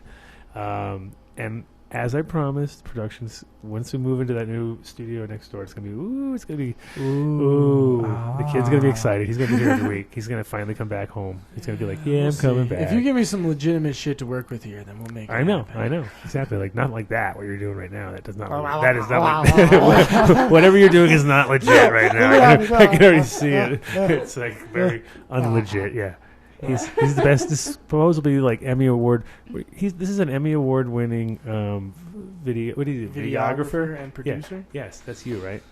Yeah, he's It got is. one. It's Only with this award-winning equipment here, though. You know, Yes. Yeah. No, but it's, that never says that. An award winner would be like, yes, give me your iPad, and I will. That's it. I'm good. Hey, the sound was on point today. I'm happy with it. It was. Good You show. did a good job. Got a lot of questions answered. questions were answered. good I think stuff. people understood what we were talking about. We went hope totally so. off subject 97 times. That's my That's deal. fine. It's fine. That's how we roll things. So great having Sage come through. Reach out to her if you want to talk to her. If you're in the area, that'd be great. You can definitely benefit from running into you or whatever. But even if you're anywhere in the world and you got some questions about some medicinal thing and you might want to have, she might be able to answer. You never know. I'm not it's gonna like- say You she. try. I can't say she. If I don't know it, I'll tell you. Yeah, Support. exactly. Support at 420sageadvice.com. Sorry, I had a little break. Thank you. Very good job. There. Good job, kid. Holding it in. Thank you. Gave a big shout out to Thanks so much Cece, for my having me. beautiful wife, and little Nick. We got the thing upstairs. The machine is upstairs. So What machine? you saw the machine. You saw Cece's bike, right? Oh, yeah. The Yeah. machine up there. I saw that thing. Exactly. So It's all blacked out and thugged out, too. It's pretty badass. Right. If you were in any city other than Denver, it would be stolen from you. well, no, not one. Oh, yeah. The No. hood guys would come back and be like, I want that bike right now. And they'd Yeah. take it and be like, it's all thugged out. I'm going to drive my homies around in a little back car. It's not a back. It's a front. It's a front car. It's in the front? Yeah, you didn't even pay attention. Maybe I was Oh looking my- at it backwards then. I don't That, know, would- man. that is a typical thing right there. Kid You would and say. your You and your European bikes going styles. the right way. Yeah. No. Bikes going the right way. Yeah, tell me I'm supposed to drive on the left side of the road, too. Little Nick wasn't feeling too good today, so they stayed home. No bike riding for them. Poopy weather, too, you know. Poopy So, weather. It's okay. Yeah, you said Good the You know words. what? I'm Yeah. glad I came to Denver and saw a snowflake. It was crazy how cold it went from yesterday to today, right? It was like Oh, yesterday I was in shorts. Yesterday was the most beautiful day. You were here It was, yesterday? yeah. was so I gorgeous. came It here. was We're like- like, what happened? Yeah. Am I in Denver? I know. And then today you're like, welcome to That Denver. wind is what Yeah. really Today does. was like, see, I knew I'd catch you without a jacket. Yeah. No, we got a whole. Oh, and I have a whole room full of jackets next door. So there you go. We can go take a look at them again. Now you'd Had be to like, go back to get one. Yep, they're even more valuable. So big shout out to Ace down at the farm and Andy, who's just knocking it out of the park, and fucking Jacob and Sonny. And Sonny's back in town with a new truck, so he's loving life. We got the boys are back in town. That's not the, It's that's like not the one bo- that got flipped, though, right? No, we got flipped. It was you better- Trucks getting destroyed. No, there's no Jeeps flips. being It was flipped. it was I a don't train. It know. was like a bad car coming up. He drove home. Dad bought him a new car. Everybody's happy. So life There is. you go. Right. Wish I had Boom. Dad buy me a new car. Yeah. Kid. Shout outs to my dad. Yeah. Give me a new car. What do you mean? I got a freaking truck that's like, Kid, come got on. 125,000 miles on Come it. on, kid. 2,000. Dad's gonna buy you a new car. I wasn't. If you go home, he'll buy you a man, car. I was in grade school when If you they go made the home truck and I leave me drive. on the show and leave me high and dry, then he'll buy you a truck. I think. Who See? will? Your dad. My dad? Yeah, if you're home, hey, Dad, I'm home. Oh, he'll buy you a when we truck. move home, I'm gonna be buying him trucks. Really nice. Oh, yeah. That's what I want to hear. Fuck yeah. Oh yeah! Shout out to the kid for showing up, making things Woo! work. Shout out to Mitch for not being on the show. Big shouts to Mitch. Ooh, but I'm dumped. Quentin Tarantino. That's his new. That is his new meme. Oh For, man, yeah, it's I love Quentin Tarantino. love it. Took people weeks to figure out what I was talking about. I was like, What does that even mean? dun-dun-dun, he's not here. He's quitting. And he's Quentin Tarantino because he's What does so that dramatic. even mean? All right. See you guys later. We'll be back next week. KTI is putting some show together. I don't know what it is. Cool. So just what? Check out for the website. Yeah, keep an eye out. We'll KTI. throw something out there. Cool. Keep an eye on the website. Listen to last week's show with GeekX. That was I heard it was a good one. I'm a It little was- upset that I it was missed amazing. actually, You should have been here. It was amazing. if I had known, I probably actually would have come. I didn't know. Why didn't Mitch tell you? Because he's Mitch. He's Mitch. That's it. It's all Mitch's fault. Cheers, Mitch, guys. One more time.